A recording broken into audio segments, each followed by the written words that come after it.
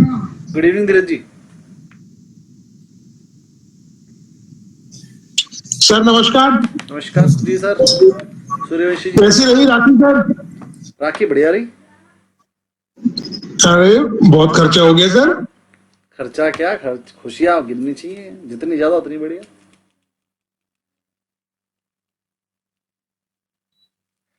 राखी के दिन की इंपॉर्टेंस से पूछो जिनकी बहनें नहीं है, मेरी नहीं है,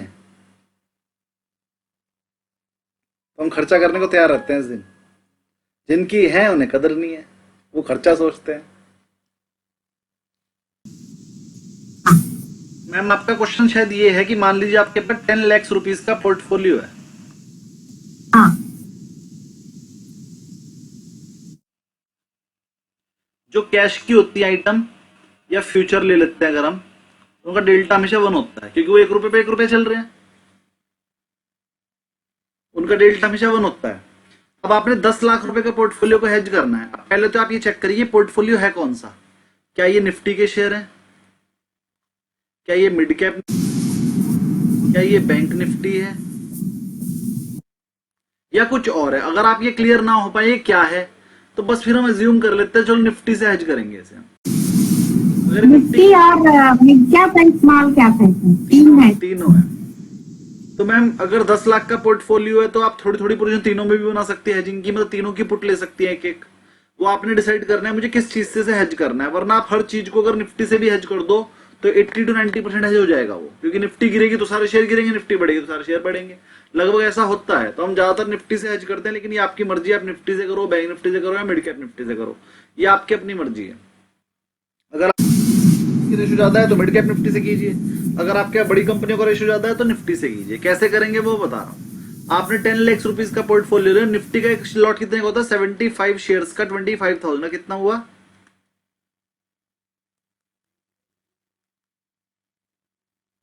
17,50,000। 1,50,000। मेरे हिसाब से शायद ये होगा 17,50,000।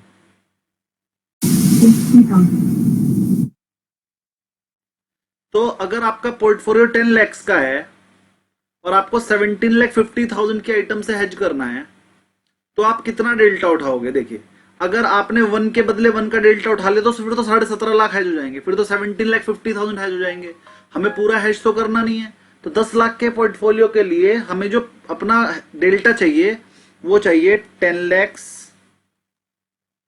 डिवाइड बाई 1750, ये लगभग लगभग 0.6 आ जाएगा। तो इसका मतलब हमें निफ्टी का 0.6 का डेल्टा उठाएंगे अगर, तो हमें पता लग जाएगा हमारा 10 लाख का पोर्टफोलियो हेज हो जाएगा। उसके लिए हमें पुट उठानी पड़ेगी एक, जिसका डेल्टा 0.6 के आसपास चल रहा हो। दूसरी बात, क्योंकि आपको हेजिंग पोजीशन बनानी है। अब हेजिंग कितने दिन के लिए बनानी है, अगर आपको 1 या 2 दिन के लिए हेजिंग बनानी है तो 1 या 2 दिन की निफ्टी उठाओगे। अगर आपको हेजिंग पूरे महीने की रखनी है तो पूरे महीने की उठाएंगे, और अगर 3-4 महीने की रखनी है तो 3-4 महीने की उठाएंगे। जितनी दूर की उठाएंगे उतना प्रीमियम ज्यादा लगेगा, लेकिन डीके उतना कम होगा, पर डे डीके कम होगा। राधा जी क्लियर कौन से डेल्टा पे कितना उठाना है? Yes sir. और किसी की कोई क्वेरी? जी 0.6 डेल्टा और 1 महीने से दिए तो अच्छा हो। 0.6 तो मैंने एग्जांपल के लिए कर दिया है। मतलब अगर आपका 10 लाख का पोर्टफोलियो है तो 0.6 मान लीजिए। 17,50,000 का पोर्टफोलियो है तो फिर आप क्या करोगे, जो पुट उठाओगे वो 0.5 की 2 उठा लोगे। मतलब 1 का डेल्टा तो नहीं होगा पुट में कभी भी, या तो 1 डेल्टा वाले उठा लेंगे या 0.5 की 2 उठा सकते हैं। ठीक है sir, thank you very much. और किसी की कोई क्वेरी?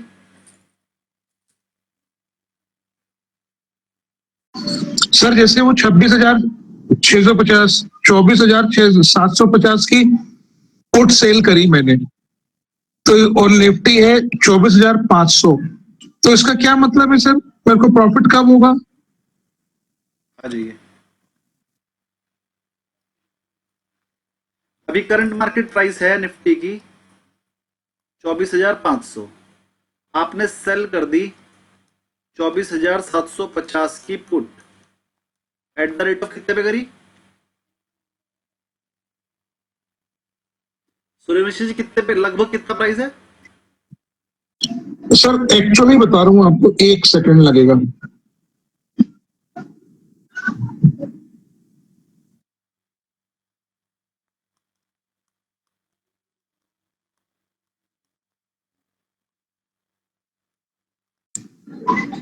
ये थी सर एंट्री प्राइस 218। 218 नहीं हो सकता, फिर उस टाइम पर 500 की नहीं होगी प्राइस। नहीं, एंट्री प्राइस 218 है और एग्जिट प्राइस 208 है। 24,750 की 50। और इस टाइम प्राइस क्या है निफ्टी का?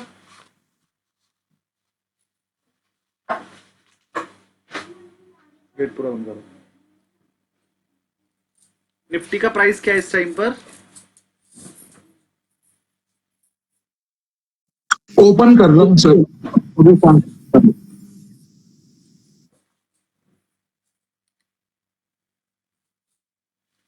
निफ्टी का प्राइस है इस टाइम पर 24,531 रुपए, 530 मान लेते हैं, 24,530। अभी ये 24,585। 585 है, 530 है क्या? हाँ, कैश का ही तो है सर, 24,585। हाँ 585 है, तो हम 585 से करेंगे इस क्वेश्चन को, तब होगा ये। 585 लिख देता हूँ, पर उसे 600 कर देता हूँ राउंड ऑफ। तो अभी करंट प्राइस है 24,600 और आपने खरीदी 750 की, तो उसमें 150 तो इंट्रिंसिक वैल्यू है। आपने खरीदी 215 की मान लेते हैं, तो या 205 की मान लेते हैं, हमने 20 रुपए भी बढ़ा लिए, 215 चलो। तो 150 तो इसके अंदर इंट्रिंसिक वैल्यू, क्योंकि 600 की प्राइस पे आप 750 की पुट बेच रहे हो, इन द मनी है, तो 150 तो इसकी अपनी वैल्यू है, बचे हुए 65 का थीटा है। ये क्लियर हो गया सूर्यवंशी जी? हाँ सर। अब आपका क्वेश्चन और शायद किसी और का भी क्वेश्चन ये था, सर ये मुझे प्रॉफिट क्यों हुआ? ये सर 2-4 सेकंड पहले लॉस में था, हाँ हाँ लॉस में होता है। अचानक नहीं, अचानक प्रॉफिट में आया ये। बता रहा हूँ सर इंट्रिंसिक वैल्यू और थीटा कैसे निकला ये? सर, 750 की पुट बेची है इन्होंने और 600 की मार्केट चल रही है। अब ये कह रहे हैं मैं 750 पर, मतलब इनका मानना ये है कि मैं 750 पे खरीद लूंगा ऐसे, और मार्केट चल रही है 600 में, मतलब 150 रुपए ज्यादा में खरीद रहे हैं। यानी कि इस पुट में अगर 215 रुपए भी लेकर चल रहे हैं, इसमें 150 रुपए तो इस बात के मिले क्योंकि 150 रुपए ज्यादा पे खरीदने की बात कर रहे हैं। तो 150 का प्रीमियम तो इस वजह से ही है क्योंकि जब भी 150 ज्यादा में खरीद रहे हैं पहले ही। 150 की तो इसमें इंट्रिंसिक वैल्यू है, प्लस जो बचा हुआ प्रीमियम है वो थीटा डी की है। क्लियर धीरज जी?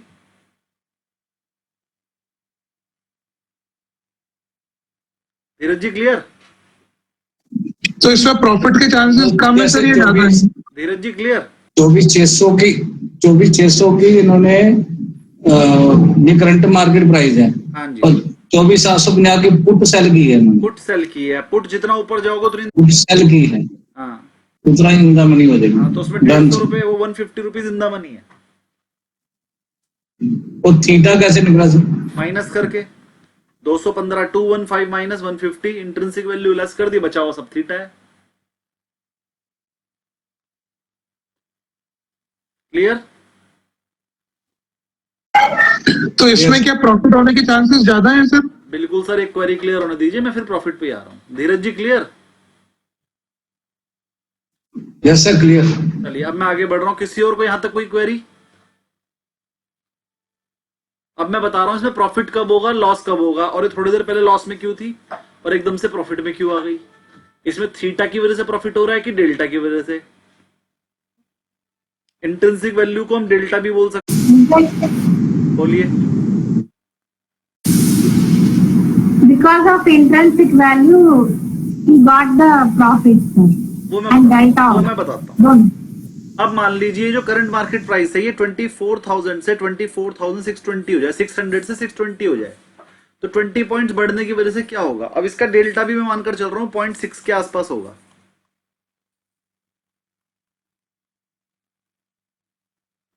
क्योंकि इंडा मनी है तो 0.5 से तो ज्यादा ही होगा, तो इसका डेल्टा 0.6 के आसपास मानकर चल रहा हूं। 0.6 डेल्टा होगा। अगर 20 पॉइंट मार्केट बढ़ जाए तो आपके पुट पे क्या फर्क पड़ेगा? मार्केट बढ़ने से पुट के रेट कम होंगे, मार्केट बढ़ने से पुट उल्टी चलती है, पुट का रेट कम हो जाएगा, और 20 पॉइंट बढ़ने से 20 इंटू 0.6 12 पॉइंट कम हो जाएंगे, यानी जो 215 वाला था ये 203 रह जाएगा अगर मार्केट 600 से 620 आ गई। अगर मार्केट 24,600 से 24,620 आ गई तो ये 215 से 203 आ जाएगा, माइनस हो जाएगा 20 पॉइंट्स इंटू 0.6 करके, ये 203 रह जाएगा। अब बताइए सूर्यवंशी जी, क्लियर कि मार्केट बढ़ने से आपको डेल्टा की वजह से प्रॉफिट होगा? हाँ सर। ठीक। और थोड़ी देर पहले जो आपको लॉस था उसका रीजन ये था कि जैसे ही आपने लिया वहां से मार्केट गिर गई होगी थोड़ी सी। अगर मार्केट 600 की से गिरकर 580 हो जाए, सिर्फ 24,580 हो जाए, तो ये जो 215 वाला था ये प्लस हो जाएगा 20 इंटू 0.6, यानी कि ये 12 रुपए से बढ़ जाएगा और ये 227 हो जाएगा, क्योंकि मार्केट के गिरने से पुट बढ़ती है। तो ये 12 रुपीज का लॉस हो जाएगा। तो मार्केट जैसे ही नीचे गिरी तो आपको लॉस हुआ, जैसे ही मार्केट ऊपर बढ़ी तो आपको प्रॉफिट हुआ, क्योंकि मार्केट हाई पे बंद हुई है इसलिए आपकी कॉल प्रॉफिट पे बंद हुई। तो एक प्रॉफिट तो हुआ आपको डेल्टा की वजह से, चाहे वो 1 रुपए का हुआ, चाहे 2 रुपए का, चाहे 4 रुपए का, कुछ प्रॉफिट तो हुआ डेल्टा की वजह से। और थीटा डी तो आपको मिलता ही मिलता है, 1-2 रुपए का थीटा डी भी मिला होगा। जब भी आपने लिया होगा उसके थोड़ी देर बाद तक कुछ तो डीके हुआ ही होगा ना, वो जो कुछ डीके हुआ वो थीटा है। तो आज आपको जो प्रॉफिट थोड़ा बहुत दिख रहा है वो थीटा की वजह से भी है और डेल्टा की वजह से भी है। अब अगर कल मार्केट और बढ़ जाए तो डेल्टा की वजह से और प्रॉफिट बढ़ेगा, थीटा के हिसाब से तो आना ही आना है। अगर कल को मार्केट गिर जाए तो डेल्टा की वजह से आपको नुकसान आएगा, थीटा की वजह से तो आपको प्रॉफिट ही बनना है। लेकिन थीटा होगा 5 रुपए 4 रुपए पर डे, और डेल्टा कितना भी हो सकता है। क्लियर सूर्यवंशी जी? हाँ सर। अगर कल मार्केट गिर जाए तो आपको अनलिमिटेड लॉस हो सकता है, और आपका डेल्टा भी 0.6 है, जितना गिरेगी डेल्टा भी बढ़ेगा। मान लीजिए कल को पॉइंट मार्केट 200 पॉइंट गिर जाए तो आपका डेल्टा भी 0.6 से बढ़कर 0.7 हो जाएगा। इसी को बोलते हैं हम गामा, जब डेल्टा चेंज हो जाता है। तो अगर ये नीचे गिरना शुरू हुआ तो इसमें डेल्टा तेजी से चेंज होगा, तो आपको डेल्टा प्लस गामा दोनों का लॉस होना शुरू होगा अगर नीचे गिरा। लेकिन अगर तेजी से मार्केट ऊपर गई तो दोनों तरफ का प्रॉफिट होना शुरू होगा, आपको डेल्टा प्लस गामा, क्योंकि अगर ऊपर गई मार्केट तो 0.6 से 0.5 और 0.4 और 0.3 भी आ जाएगा। जब ये मार्केट 600 से बढ़कर 24,750 हो जाएगी तो आपका डेल्टा 0.5 हो जाएगा ना, क्योंकि आपने 750 की तो बेच रखी है। तो ये जो 0.6 का डेल्टा था ये अपने आप 0.5 हो जाएगा उस टाइम पे। तो आपको अल्टीमेटली बहुत तेज प्रॉफिट होगा अगर ये मार्केट कल को ऊपर जाती है। अगर ये मार्केट गिरती है तो बहुत तेज लॉस हो सकता है, और just because of delta, not because of theta. Theta कभी भी लॉस नहीं करता, थीटा ऑप्शन सेल करता है। क्वेरी हो तो बोलिए इसमें कोई। सर इन्होंने तो पुट सेल की है ना, पुट तो सेल ऊपर जाने के लिए की है ना। हाँ, ऊपर जाएगा तो इन्हें प्रॉफिट होगा।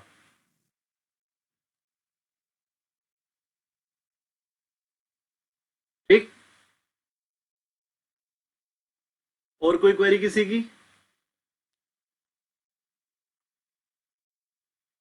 चलिए, मुझे लगता है कि मेरे 4 दिन देने के बाद भी शायद किसी ने भी क्वेश्चन नहीं किए हैं। क्वेश्चन नहीं किए हैं तो अब क्या कराया जाए? मेरी कोई गलती नहीं है। अब मेरे पास 2 ऑप्शन है, या तो कुछ क्वेश्चन सोल्व करवा दूं आज मैं आपको अपने आप, बैक क्वेश्चंस, या फिर मैं नेक्स्ट चैप्टर ले जाऊं। तो आप ही बता दीजिए क्या करना चाहेंगे, क्वेश्चन सॉल्व करने हैं कि नेक्स्ट चैप्टर पढ़ना है? सर बैक क्वेश्चंस लीजिए। Back question. और कोई? नेक्स्ट कीजिए sir. Next chapter back question ना करें? बैक क्वेश्चन हम ही करेंगे तभी फायदा होगा, आप तो करके दे दोगे। 4 दिन से किए तो नहीं ना? नहीं सर, थोड़ा सा कीजिए ना सर। नहीं करूंगा ही मैं, लेकिन मैं उन लोगों के लिए कह रहा हूं जो कह रहे हैं आगे बढ़ना है, मैं आगे बढ़ जाऊंगा तो आप तब भी नहीं करेंगे। अगर करने होते तो 4 दिन दिए थे, कर लेते। बैक क्वेश्चन मैं कर रहा था बट लाइक आप एक बार वापस रिवाइज कर देंगे तो बहुत अच्छा होगा, कल से क्लियर हो जाए। चलिए मैं बैक क्वेश्चन पे जाता हूं और बैक क्वेश्चन करते हैं, थोड़े बहुत करते हैं। आज की क्लास बैक क्वेश्चन पे लगा देते हैं, और परसों को मैं नेक्स्ट चैप्टर ही कराऊंगा, और शायद नेक्स्ट चैप्टर मैंने आपको भी दिया तो वो मैं दे दूंगा। पेज नंबर बोलिए बैक क्वेश्चन का।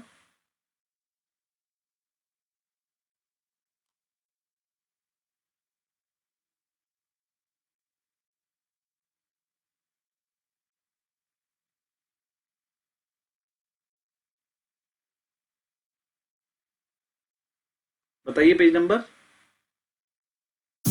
So 16. नहीं पेज नंबर 88 89 होगा कुछ, ये है ना? 87 सर, 88 हाँ। यही है ना? ऑप्शन स्ट्रेटजी, चलिए करते हैं।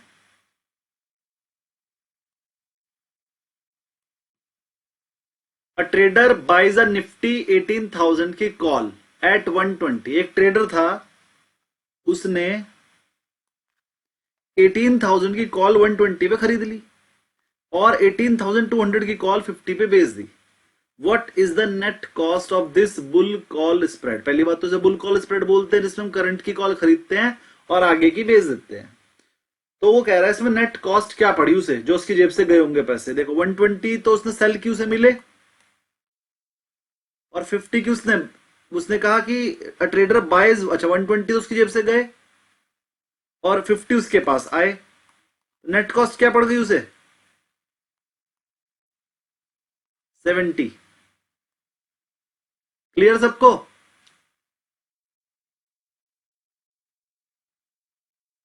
धीरज जी क्लियर? बाय कॉल 120 चल।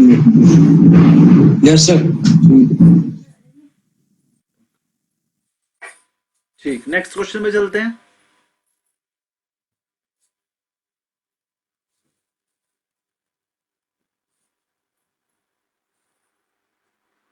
इन the above bull call spread, ये ऊपर वाले पे ही, what is the maximum profit possible?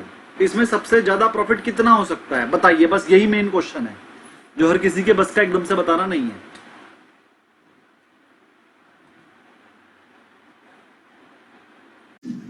इसमें 200 पॉइंट का ही हो सकता है सर मैक्सिमम, उससे नीचे नहीं होगा, तो भले ऊपर चले जाए। सूर्यवंशी जी का आंसर है 200 पॉइंट्स। आप बताइए।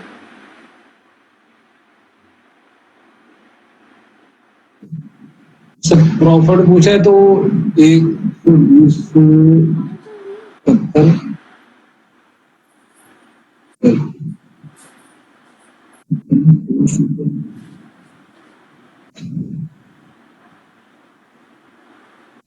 बोलिए।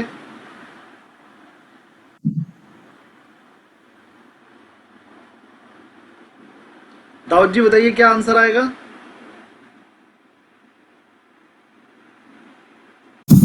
So 130. 130। देखो 200 रुपए का मैक्सिमम प्रॉफिट हो सकता है, लेकिन 70 रुपीज तो आपकी कॉस्ट भी है ना, जो आपने शुरू में लगा दी, वो तो वापस नहीं मिलेगी। तो net profit will be maximum 130। Suryavanshi ji clear? Yes sir. किसी और को कोई क्वेरी इसमें? No, sir. A trader creates a long straddle. सबको पता है लॉन्ग स्ट्रेडल क्या है, यही जो ऊपर बनाया था। बाई बाइंग, अच्छा लॉन्ग स्ट्रेडल है, एक कॉल और एक पुट, ब्लास्ट स्ट्रेटजी बना दी। लॉन्ग स्ट्रेडल मतलब ब्लास्ट स्ट्रेटजी। एक कॉल खरीद ली, एक पुट खरीद ली, सेम स्ट्राइक प्राइस 18,000 की, जिसमें एक का प्रीमियम था 100 रुपए, एक का था 90। तो टोटल कॉस्ट कितनी हो गई? 190। Total cost 190। कह रहा है ब्रेक इवन कहां पर आएगा बताओ जरा। 18,000 की खरीदी है तो 18,000 से 190 इधर, 17,810 और 190 इधर, 18,190 तक तो आपको प्रॉफिट हो ही नहीं सकता, क्योंकि 190 पॉइंट तो आपकी कॉस्ट है। ऊपर और नीचे दोनों तरफ 190 आपको प्रॉफिट नहीं होगा, इससे बड़ा ब्लास्ट चाहिए आपको, तब प्रॉफिट होगा। तो ब्रेक इवन पॉइंट क्या आ गया? ये 17,810 और 18,190 ये आंसर है। किसी को कोई क्वेरी इसमें समझ में ना आया हो तो बोलिए। No sir. No, sir. Okay next चलते हैं। Which strategy benefits most from high volatility? जब हाई वॉलेटिलिटी हो तो कौन सी स्ट्रेटेजी में आपको सबसे ज्यादा फायदा आएगा? आप लोग बताइए। ये स्टैंडर्ड। जब हाई वॉलेटिलिटी हो तो कौन सी स्ट्रेटेजी सबसे ज्यादा फायदा आएगा? राधा जी।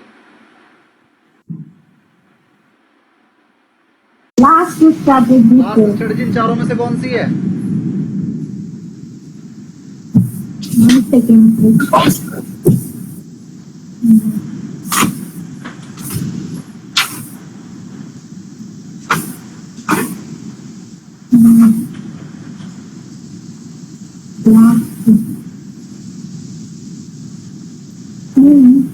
अभी थोड़ी देर पहले एक क्वेश्चन पहले ही बताई थी, long straddle. Long straddle long straddle में क्या होता है, एक कॉल और एक पुट बाय कर लेते हैं सेम स्ट्राइक प्राइस की, उसी को बोलते हैं लॉन्ग स्ट्रैडल, मतलब ब्लास्ट स्ट्रेटजी। पेपर में ब्लास्ट स्ट्रेटजी लिखा नहीं आएगा, वो मेरा दिया हुआ नाम है, ब्लास्ट स्ट्रेटजी। आपके नाम याद रहने सर, आपके नाम ही याद है सर। आपके नाम याद रहने। नहीं, मेरे नाम नहीं है, मेरे नाम के साथ साथ जो असली नाम है वो भी याद रखना है। ब्लास्ट स्ट्रेटजी, लॉन्ग स्ट्रेडल, और जो मैं आउट ऑफ द मनी की बेचता हूं साइडवेज स्ट्रेटजी, वो क्या होती है, शॉर्ट स्ट्रेंगल। अरे जो आउट ऑफ द मनी की कॉलर पुट दोनों बेच देते उसे क्या बोलते हैं, स्ट्रेंगल। अलग अलग स्ट्राइक प्राइस तो उसे शॉर्ट स्ट्रेंगल बोलते हैं। साइडवेज स्ट्रेटजी को वहां पर साइडवेज लिखा नहीं आएगा, पेपर में आएगा शॉर्ट स्ट्रेंगल, और ब्लास्ट स्ट्रेटजी को लॉन्ग स्ट्रेडल। सर ये हिंदी में लिखा आ रहा है कि नीचे?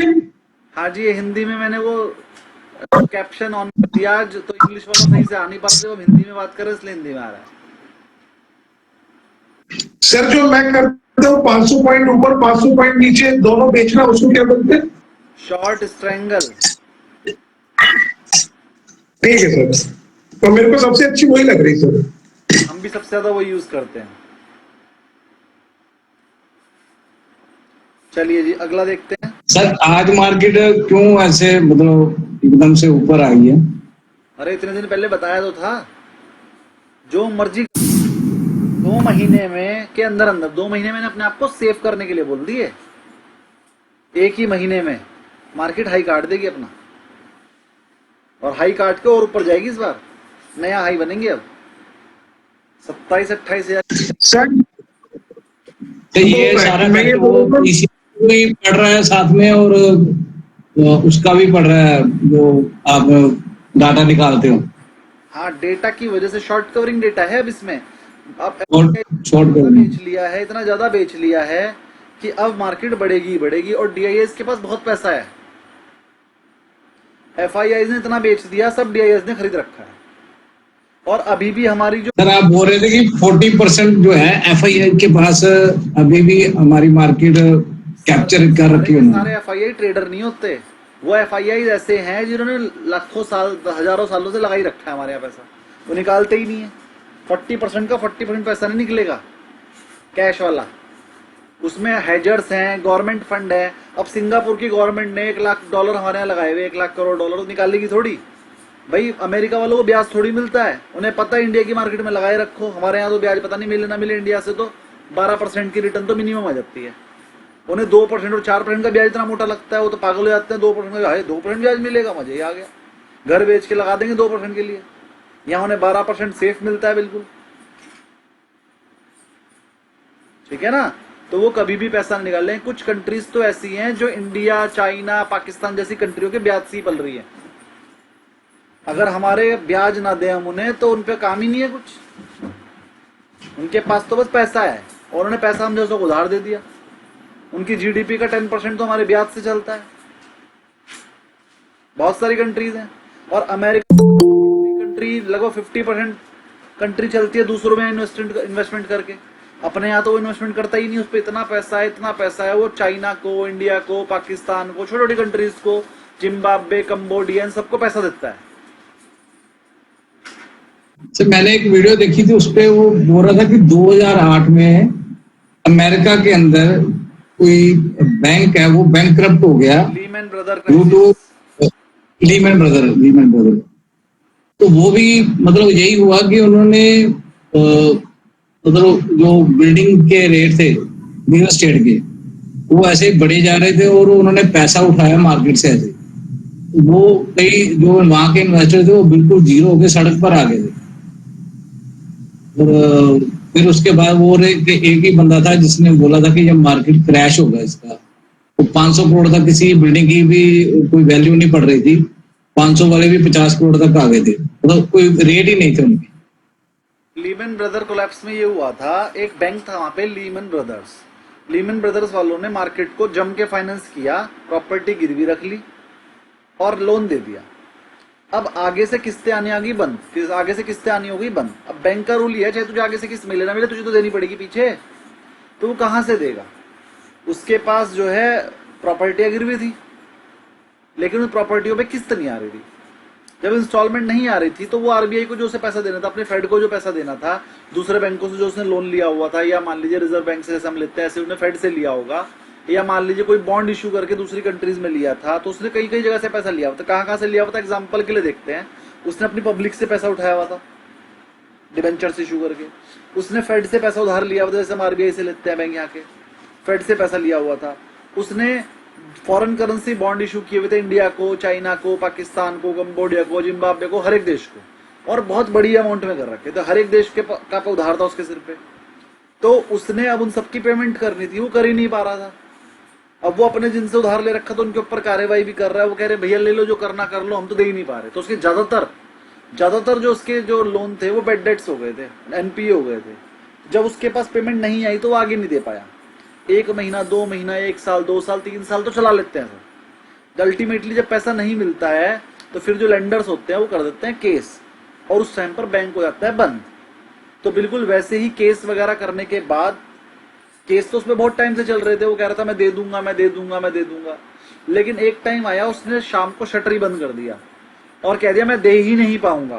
प्रेस कॉन्फ्रेंस करके कह दिया मैं दे ही नहीं पाऊंगा, मैं दूंगा ही नहीं, और अब मैं इंसॉल्वेंसी की प्रक्रिया में जा रहा हूं, मेरे पे जितना है वो ले लो, और जो मेरे लोन है, जो मेरे वाले लोन है, वो आप टेक ओवर कर लो। तो अब दिक्कत ये थी कि इतनी, और वो छोटा बैंक नहीं था, अमेरिका का बहुत बड़ा बैंक था। इतना बड़ा बैंक था, इंडिया की पूरी जीडीपी से बड़ा था वो bank. Well said Fargo sir, है ना? तो उसको इतना बड़ा था कि 4-5 देश मिलकर भी उसे टेक ओवर नहीं करने की एकदम से सोच सकते कि एक रात में कर लो। इतना बड़ा बैंक था। कुछ मोटा बैंक होता तो अमेरिका ही कर लेता।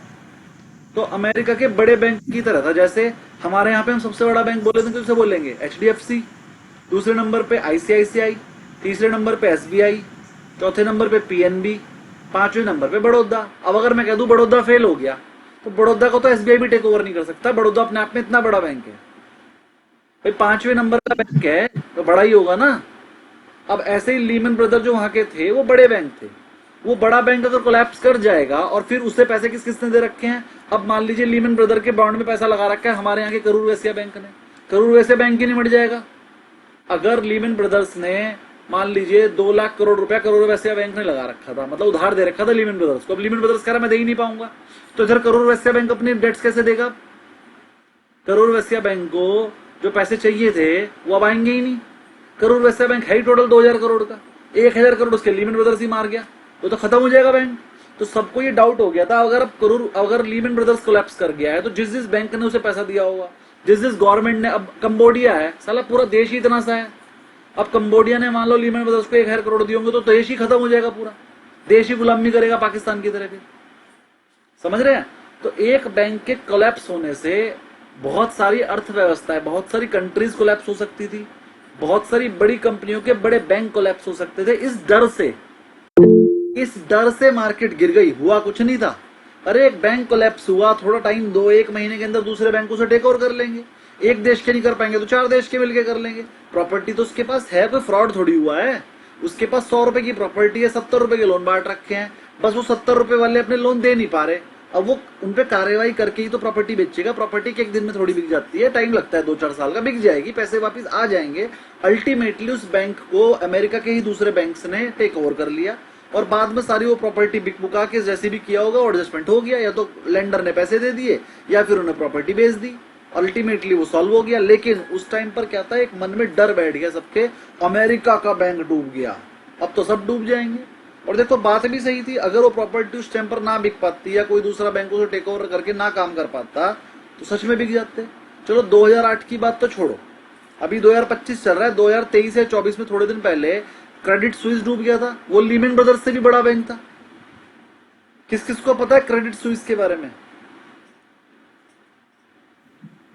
नहीं पता सर। नहीं पता? क्रेडिट एजेंसी है बहुत बड़ी। क्रेडिट स्विस एजेंसी है, साथ में बैंक है। क्रेडिट स्विस इतना बड़ा बैंक था कि 10 SBI के बराबर, SBI से 10 गुना। और अभी 2 साल पहले, और क्रेडिट स्विस मेरी फेवरेट एजेंसी है, अगर क्रेडिट स्विस बोल देती है ना ये शेयर खरीदो, मैं आंख बंद करके खरीद लेता था। उसके यहाँ पर जो रिसर्च एनालिस्ट थे बहुत ही बढ़िया थे, इतने बढ़िया रिसर्च एनालिस्ट, मैं कहता हूँ वर्ल्ड क्लास रिसर्च एनालिस्ट। एक बार क्रेडिट स्विस ने बोला, उस टाइम पर इंडिया बुल्स रियल एस्टेट चल रहा था 70 रुपए का, उन्होंने टारगेट दिया 105 का। 70 का 105 होना मतलब 1.5 गुना, 15 दिन में हो गया। जिस दिन क्रेडिट स्विस ने बोला कि हमारी बाई रेटिंग है इंडिया बुल्स पे, इंडिया बुल रियल एस्टेट पे, आज से मैं 7-8 साल पहले की बात बता रहा हूँ, 70 रुपए चल रहा था वो, और मैं उस पर अंधाविश्वास करता था क्रेडिट स्विस पे। जैसे उसने बोला मैं खरीद के बैठ गया। उन्होंने 105 का टारगेट दिया, तो मैं अपने मन में 99-95 का टारगेट सोच के बैठ गया कि भाई 105 तक ना भी जाए, 95 तक तो चला ही जाएगा। 70 की चीज 95 हो जाएगी, और मैं अपने मन में बैठा सोच के कि 1-2 महीने, 3 महीने, 6 महीने, 1 साल में भी चला जाएगा तो ठीक है। एक ही महीने में भाई साहब वो 100 रुपए हो गया, मैं बेच दिया। 130 रुपए तक गया था वो, उन्होंने तो 105 का टारगेट दिया था सिर्फ। थोड़े दिन मतलब है ना, लेकिन वही इतना बढ़िया बैंक जिसमें इतने बढ़िया रिसर्च एनालिस्ट थी, 100 में से 90 कॉल चल जाती थी उनकी, और बढ़िया बढ़िया टारगेट से चलती थी, बहुत बड़ा बैंक, और 2 साल पहले वो कोलैप्स हो गया। वो कह रहा जी हम अपने डेट्स नहीं पे करवा रहे, हमें टेक ओवर करो। लेकिन फिर लोग डरे नहीं, क्योंकि उन्हें लीमन ब्रदर्स कोलैप्स देख लिया था कि जब लीमन ब्रदर हुआ तो 1 महीने में मार्केट वापस आ गई थी, 2 महीने में, 6 महीने में। तो फिर इस बार डरे नहीं, मार्केट तो गिरी थी इस बार भी, 500-700 पॉइंट टूट गई थी, लेकिन पिछली बार की तरह आधी नहीं हुई थी। जो काम एक बार हो जाता है वो बार बार फिर मार्केट डरती नहीं है उसमें। जैसे जब शुरू में यूक्रेन का युद्ध हुआ तो मार्केट टूट गई, रूस यूक्रेन का युद्ध, सबको डर लगने लगा क्या होगा क्या होगा। लेकिन अब रोजाना युद्ध होते ही रहते हैं, कभी किसी के बीच में, कभी किसी, मार्केट पे कोई फर्क नहीं पड़ रहा। सबको पता है रूस यूक्रेन का युद्ध 2-3 साल हो गए, चल ही रहा है, आज तक कुछ भी नहीं हुआ। तो पहली बार जब होता है तो लोग डर जाते हैं। ऐसे ही जब लीमन ब्रदर्स कोलैप्स हुए तो लोग डर गए थे, तो मार्केट ने रिएक्शन कुछ ज्यादा दिया था। लेकिन उसके बाद क्रेडिट स्विस कोलैप्स हुआ, कुछ नहीं हुआ, 500-700 पॉइंट गिरी मार्केट। जैसे क्रेडिट स्विस को किसी ने टेक ओवर किया, मार्केट फिर ऊपर, फिर लाइफ टाइम हाई। सूर्यवंशी जी आपकी कोई क्वेरी थी वो बताइए। सर मैं पूछ रहा था कि ये लड़ाई अभी जब हुई थी अपनी पाकिस्तान के साथ में, उसके बाद से पाकिस्तान में ऐसा क्या हो गया सर, उसके सेंसेक्स तो भागे ही जा रहा है बिल्कुल। देखो मार्केट क्यों चल रही है उसका रीजन होता है कि कौन कितने पैसे डाल रहा है, कौन कितने पैसे डाल रहा है। अच्छी एक चीज और बताइए, अब मैं बहुत, चलो ये लीक से हटके बातें हैं, लेकिन मैं बता देता हूं आपको, समझ में आए अगर आपके। तो आप एक बात बताइए कि आपके ग्रैंडफादर का कोई घर था, ग्रैंडफादर का, आपके ग्रैंडफादर कहते हैं मैं बेचूंगा ही नहीं, से जो मर्जी हो जाए, वो बेचेंगे ही नहीं, सबको पता है। दादी दादा का जो घर है जब तक वो जिंदा है वो बिक नहीं सकता, चाहे कोई उसके 4 गुने पैसे दे रहा हो, चाहे 10 गुने, चाहे 50 गुने। अब आपको पता है कि मेरे ग्रैंडफादर हैं, मेरे ग्रैंडफादर मुझे पता है भी हट्टे कट्टे हैं भैया, कहीं नहीं जा रहे 10-20 साल, एग्जाम्पल, उनकी डेथ हो चुकी है, तो मैं एग्जाम्पल बोल रहा हूँ। मान लीजिए मेरे ग्रैंडफादर है, सही है, सलामत है। अब उनके कोई जायदाद है, मान लीजिए उनकी खेती की जमीन है, चाहे वो 10 लाख की जमीन है, कोई 1 करोड़ भी देगा ना, वो बेचेंगे ही नहीं, सेंटिमेंटल है, वो बेचेंगे ही नहीं। अब अगर मैं आपसे कहूं, आपका बड़ा भाई आपसे कहे या छोटा भाई आपसे कहे, भाई ये दादाजी की जमीन जो है ना, इसमें से अपना हिस्सा मुझे बेच दे, मतलब जब भी बिकेगा ये 10 साल बाद, 50 साल, जब भी बिकेगा, तो आज बता दे कितने पैसे देने हैं, मैं तुझे देता हूँ, ये तेरा हिस्सा नहीं रहेगा, मुझे लिखित में दे दे, मैं हूं इसका होलसेल मार्केट मालिक। तो अगर वो 10 लाख की चीज होगी तो आप कितने में सौदा कर लोगे? 5 में भी कर लोगे, क्योंकि आपको पता है कि 10 लाख की चीज है, लेकिन बेच तो मैं सकता ही नहीं। क्या करूं 10 लाख का जब वो बिकेगी ही नहीं?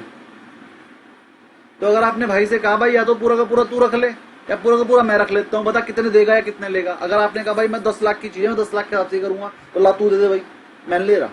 ऐसी फिगर बोल जो तू भी दे सकता और मैं भी दे सकता हूं। तो आप क्या बोलोगे? भाई 10 की चीज है, लेकिन चल तू 6 लाख के हिसाब से सौदा कर ले, 3 लाख दे दे मुझे, हाफ हिस्सा दे दे 6 लाख के हिसाब से। अगर तू 3 लाख आज ही देगा तो 10 लाख की चीज तेरी, कर लोगे ना? लेकिन वहीं अगर आपको क्लियर हो जाए, दादाजी कह दे कि हाँ रे यार तुम बेच लो इसे और कर लो आधे आधे पैसे, फिर थोड़ी 3 लाख में ले लोगे, फिर तो 5 ही लाख लोगे, पूरे 10 लाख की चीज है। तो जैसे ही कोई चीज का ये क्लियर हो जाए कि भैया अब ये बिकने को तैयार है, तो उसकी फुल वैल्यू मिलती है। और जब तक वो चीज पे डाउट हो कि हम इसे बेच ही नहीं पा रहे, चलो एक एग्जांपल और ले लेते हैं। एक घर है, उस पर किराएदार का कब्जा है, घर आपका है, आप मुझे बेच रहे हो, लेकिन उस पर किराएदार ने कब्जा किया हुआ है, मुझे छुड़वानी पड़ेगी, केस करने पड़ेंगे, छूट जाएगा, कंफर्म छूट जाएगा, लेकिन टाइम लगेगा, 2 साल, 3 साल, 4 साल, 5 साल भी लग सकते हैं। और वो 50 लाख की चीज है, तो मैं आपसे 50 लाख में खरीदूंगा? नहीं खरीदूंगा। मैं कहूंगा भैया छुड़वा मैं लूंगा, ले 30 लाख पकड़ रजिस्ट्री कर, 30 लाख में बिकेगी ना वो। लेकिन वहीं पर अगर आपने अपने किराएदार को 5 लाख देकर उसे बाहर निकाल दे तो पूरे 50 लाख की बिकेगी। तो जैसे ही कोई चीज के ऊपर कोई रिस्ट्रिक्शन खत्म हो जाती है तो उसकी वैल्यू ज्यादा हो जाती है अपने आप। तो पाकिस्तान की आइटम्स पे रिस्ट्रिक्शन खत्म होने वाली है। आने वाले 10-15 साल के अंदर पाकिस्तान बिकने वाला है। जो हिस्सा हमारा था हम ले लेंगे, जो हिस्सा चाइना का था वो चाइना ले लेगा, जो बचा कुचा होगा उन्होंने कर्जा ले रखा है चाइना और अमेरिका से वो ले लेंगे लीगली। सर वहां पे क्या हो रहा है, ये चाइना जो है वहां पर बीओटी प्रोजेक्ट लेके आ रहा है, बहुत सारे बनाएगा, ऑपरेट करेगा और 20-25 साल बाद पाकिस्तान को देगा। हाँ, तो वहां पर जैसे बड़े बड़े यूनिवर्सिटीज हैं, फैन ऑफ। बड़े बड़े शॉपिंग मॉल हैं, वो सारे जो है चाइना खुद ही बना रहा है और वहां पे एक तरीके से पूरे पाकिस्तान में कब्जा कर लिया है सर इसने। अच्छा, फ्री में थोड़ी देगा पाकिस्तान को। नहीं, रोड बना के और ये सब डेवलपमेंट करके दे रहा है सर चाइना। फ्री में नहीं नहीं, उनको बोल रहा है कि पैसे मत दो, बाद में देना। तो बाद में कहां से देंगे वो?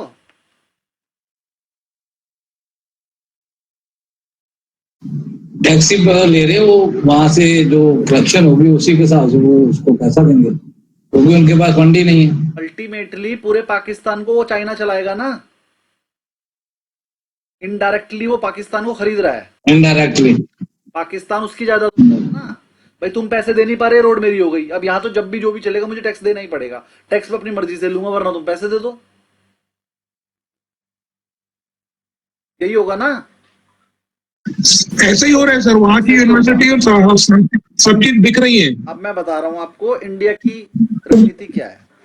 इंडिया की रणनीति है कि अगर इनसे लड़ने जाएंगे तो गोला बारूद हमारा भी खराब होगा, पैसे तो लगेंगे ना उस गोला बारूद में लड़ने में। और जब रूस जैसी कंट्री यूक्रेन जैसे चुटुच्ची आदमी को नहीं निकाल पाई कहीं बाहर, तो क्या हम पाकिस्तान को क्या 2 दिन में हरा देंगे? हरा देंगे, लेकिन पाकिस्तान से बाहर नहीं निकाल पाएंगे, कब्जा नहीं कर पाएंगे पाकिस्तान पे। बहुत सारी चीजें होती है, रिस्ट्रिक्शन, वर्ल्ड ट्रेड ऑर्गेनाइजेशन है और बहुत सारी चीजें जो हमें रोक देंगी, बहुत सारी संस्थाएं हैं जिसकी वजह से हमारे को हिसाब करना पड़ेगा और हम रुक जाएंगे, हम नहीं कर पाएंगे, कर ही नहीं सकता कोई भी। ये मानवाधिकार के खिलाफ है कि आपने पूरा का पूरा पाकिस्तान उड़ा दिया। हमारे पास ऐसे ऐसे बम है, पूरा पाकिस्तान 1 सेकंड में उड़ा सकते हैं, यूपी जितना ही तो है, अभी उड़ा सकते हैं। यूक्रेन इतना छोटा सा है, रूस क्या उसे उड़ा नहीं सकता? रूस चाहे तो एक बम में उड़ा दे, लेकिन वो वाला बम वो यूज ही नहीं कर सकता, उसके पास रूल के खिलाफ है वो। तो ऐसे ही हमारी सरकार का जो अब स्टेट है वो ये कहती है कि भैया हम पाकिस्तान से झगड़ा नहीं करेंगे, झगड़ा करने से तो हमारे गोला बारूद खराब होंगे, टाइम खराब होगा और जनमाल की हानि होगी, हमारे वाले सैनिक भी तो मरेंगे, उसके 10 मरेंगे, 2 तो हमारे भी मरेंगे, तो हम ये रिस्क क्यों लें?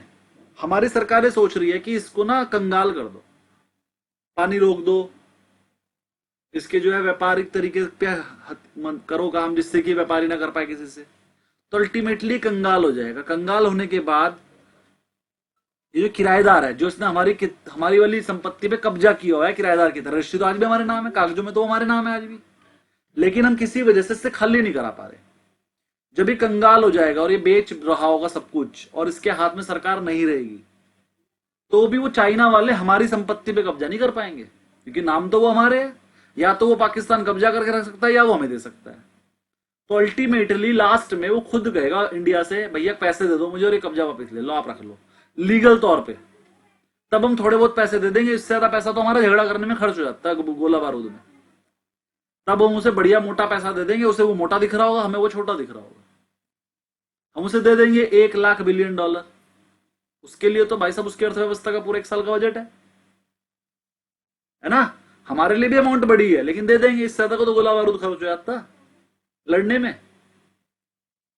तो मुझे ऐसा लगता है हमारी सरकार का नीति यही है, आने वाले कुछ सालों में हो जाएगी पूरी, जब भी होगी, होए ना होए, लेकिन नीति यही है कि हम लड़ने में अपना पैसा, टाइम और सैनिक वेस्ट नहीं करेंगे, हम उसे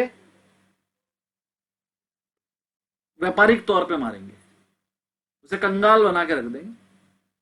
सबसे पहले नकली नोट बंद करें, नोटबंदी करके। सबसे बड़ी इनकम पाकिस्तान की नोटों से थी, पाकिस्तान में और आसपास नेपाल में और छोटे मोटे देश जो उसके आसपास के, वहां नकली नोट चलाता था वो नकली नोट चलने बंद, उसकी इनकम खत्म। दूसरे नंबर पे उसकी इनकम थी इधर उधर के संसाधनों से वो पैसा कमाता, उसके अपने पास तो कुछ खास है नहीं, तो वो क्या करता था, चलो भाई इंडिया का पानी आ रहा है। अब क्या था कि देखो जब कंट्री अलग अलग हो गई थी ना, तो कांग्रेस के पास इतना पैसा नहीं था। देखो उस टाइम पर तो नए नए आजाद हुए थे, तो कांग्रेस की गलती भी नहीं कहूंगा, उस टाइम पर हमारे कुछ प्रोडक्शन थोड़ी होती थी, धीरे धीरे प्रोडक्शन होनी शुरू हुई, धीरे धीरे हम इस लेवल पे आए कि अब हम, तो हमारे पास इतने बड़े बांध नहीं थे कि हम पानी रोक पाए।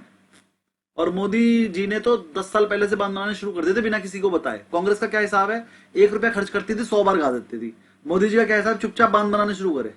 पिछले 10 साल पहले से बांध बन रहे हैं, किसी को पता ही नहीं क्यों बन रहे हैं। लोग सोच रहे हैं अरे भाई सरकारी पैसा कहीं तो खर्च पाएगा, तभी तो कुछ होगा, जो मर्जी हो, लेकिन बांध बन रहे थे, क्यों बन रहे थे किसी को पता ही नहीं था। 10 साल बाद बताया उन्होंने, अब पानी रोक दो। देखो बहुत बहुत बड़ी रणनीतिक कार्यवाही है। मैं किसी की तारीफ या मैं किसी की बुराई नहीं कर रहा हूं, मैं तो कांग्रेस की भी तारीफ ही करके बता रहा हूं और बीजेपी की भी। लेकिन जो सच्चाई है वो यही है कि बांध एक दिन में नहीं बन गए, इतना बड़ा पानी कोई एक दिन में नहीं रुक गया, ये प्लानिंग के साथ रुका है। 10 साल पहले से बांध बन रहे थे। हमारे सहारनपुर में पाँवधोई नदी है, उसे हम नाला बोलते थे, वो इतना साफ कर दिया था बीच में कि भैया वो उसे बोर्ड लगा दिए थे वहां पर, पाँवधोई नदी है, इसमें कूड़ा करकट ना डालें, ये वो, वरना हम तो उसे नाला ही समझते थे, सब कूड़ा करकट उसी में डालते थे। वो गंगा जी की एक धारा है, तो वो पाँवधोई नदी के नाम से यहाँ पर फेमस कर दिया और सब बड़ी बड़ी वो लगा दी वहां पर कि अंदर कूड़ा ना जाए, जालियां लगा दी। तो भैया ये, और अब जब ये जो बाढ़ वगैरह आ रही है तो भाई साहब हमारे पाँवधोई नदी के अड़ोस पड़ोस के घरों में पानी भर जाता था 2-2 मंजिल, अभी भी भरा है लेकिन 2 मंजिल नहीं भरा, 4-5 फीट भर गया।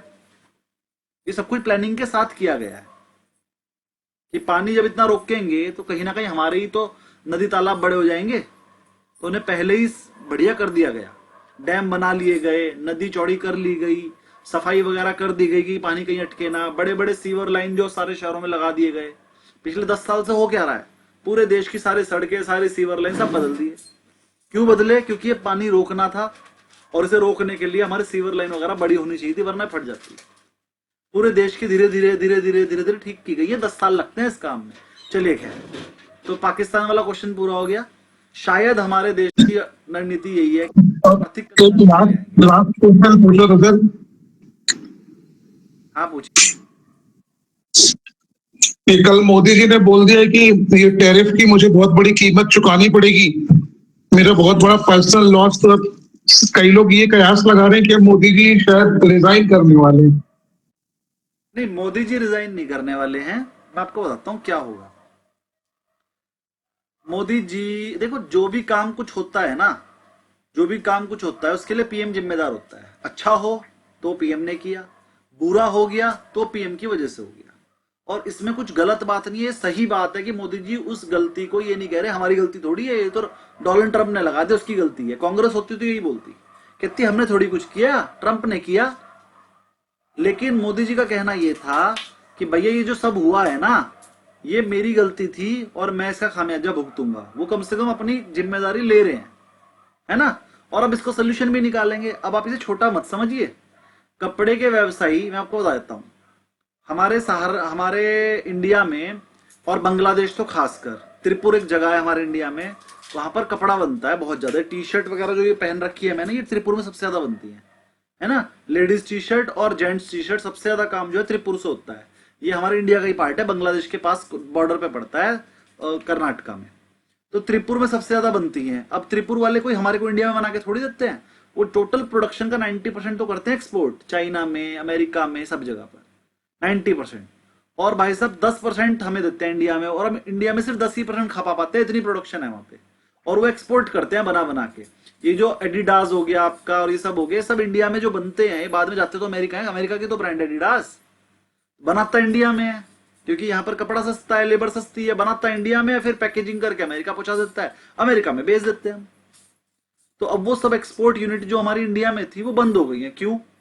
50% टैरिफ लगने के बाद तो अमेरिका भी बना लेगा, इंडिया में बनाने की वजह से उसे 50% देना पड़ेगा। तो जो बड़ी बड़ी यूनिट्स अमेरिका वालों की इंडिया में लगी हुई थी, बड़ी बड़ी कंपनियों की, वो सारी यूनिट सिस्टम बंद पड़ी हैं। उन्होंने जो ऑर्डर दे रखा था, अगले 5 साल का ऑर्डर था उनके पास, उन्होंने सब बीच में डाल दिया, हम नहीं लेंगे ऑर्डर, बनाओ मत। तो इंडिया के जो कपड़े के एक्सपोर्टर थे वो जॉबलेस हो गए। खाली एक्सपोर्टर जॉबलेस नहीं हुए, चलो एक्सपोर्टर कितने होंगे, चलो एक एग्जांपल के लिए मान लो 20 लाख एक्सपोर्टर थे, 20 लाख एक्सपोर्टर जॉबलेस हो गए। उनकी जो इन्वेस्टमेंट थी वो भी लग गई बेचारों की, ब्याज भी देना पड़ेगा, और 20 लाख एक्सपोर्टर जॉबलेस हो गए। एक एक्सपोर्टर के पास मान लो 1000 बंदे काम कर रहे हैं, तो वो 1000 बंदे एक के पास हैं और 20 लाख एक्सपोर्टर हैं। हमारी जनसंख्या का 5% पार्ट जो कपड़े के काम में लगा हुआ था वो जॉबलेस हो गया। सोचकर देखिए कितनी बड़ी चीज है ये। और इसका रीजन कौन है? ट्रंप। और दूसरा रीजन कौन है? मोदी जी। जब ट्रंप ने धमकी दी थी तो उससे माफी क्यों नहीं मांगी पैरों में गिर के? उसे तुम छोटा समझ रहे थे? तो मोदी जी कहते हैं भैया मेरी गलती है, मैंने सही टाइम पर सही डिसीजन लेके उसे रोका नहीं, और इसका मुझे खामियाजा भुगतना पड़ेगा। खामियाजा क्या है वो भी बता देता हूं। शायद मैं मोदी जी नहीं हूं, मैं बीजेपी से नहीं हूं, मुझे नहीं पता अंदर क्या चल रहा है, लेकिन उनकी इस बात से जो मुझे समझ में आ रहा है वो ये समझ में आ रहा है वो ट्रंप के सामने खड़े होने वाले हैं। वो ट्रंप को चेतावनी देने वाले हैं, तेरे से जो होता हो कर ले। अब जो होता हो कर ले में दो बातें हैं। बड़े बड़े देशों से मीटिंग कर रहे हैं जिसमें सबसे बड़ा है चाइना। चाइना हो गया, इंडिया हो गया, रशिया हमारे साथ पहले से है, और एक दो देश और जो अमेरिका से परेशान है। अगर ये 4-5 देश मिलकर ट्रंप को चुनौती देते हैं तो ट्रंप कुछ भी कर सकता है। अगर उसने सिर्फ 25% बढ़ाया तो 5% पॉपुलेशन जॉबलेस हो गई इंडिया की। ऐसे ही चाइना की भी हुई होगी, ऐसे ही बांग्लादेश की भी। बांग्लादेश की तो भैया 90% हो गई होगी, क्योंकि तो करते ही कपड़े का काम है और तो कुछ काम ही नहीं है वहां। ठीक है, तो आप समझिए कि ये तो मैंने सिर्फ कपड़े का बताया है, ऐसी और चीजें भी तो होंगी। आईटी कंपनियों पे आ जाते हैं जरा। इन्फोसिस कंपनी का 60% जो पैसा आता है उसके पास वो अमेरिका से ही आता है। अब अगर तुम इंडियन कंपनी से काम करवाओगे तो वो इंपोर्ट कहलाएगा, आईटी सर्विसेज का इंपोर्ट कहलाएगा ना। तो जो अमेरिका की कंपनियां थी वो इन्फोसिस को या तो अपना कॉन्ट्रैक्ट कैंसिल कर देंगी या फिर अपने कॉन्ट्रैक्ट को रेट कम करके देंगी। तो अल्टीमेटली इन्फोसिस पे भी फर्क पड़ेगा, मतलब आईटी कंपनीज पे भी फर्क पड़ेगा अगर वो इंडिया की है।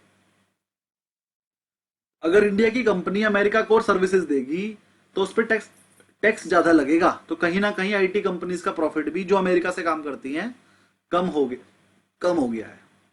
तो आईटी कंपनी भी अपने बंदे निकाल देगी जब उसके पास कॉन्ट्रैक्ट ही खत्म हो जाएंगे, तो वो भी जॉबलेस हो जाएंगे।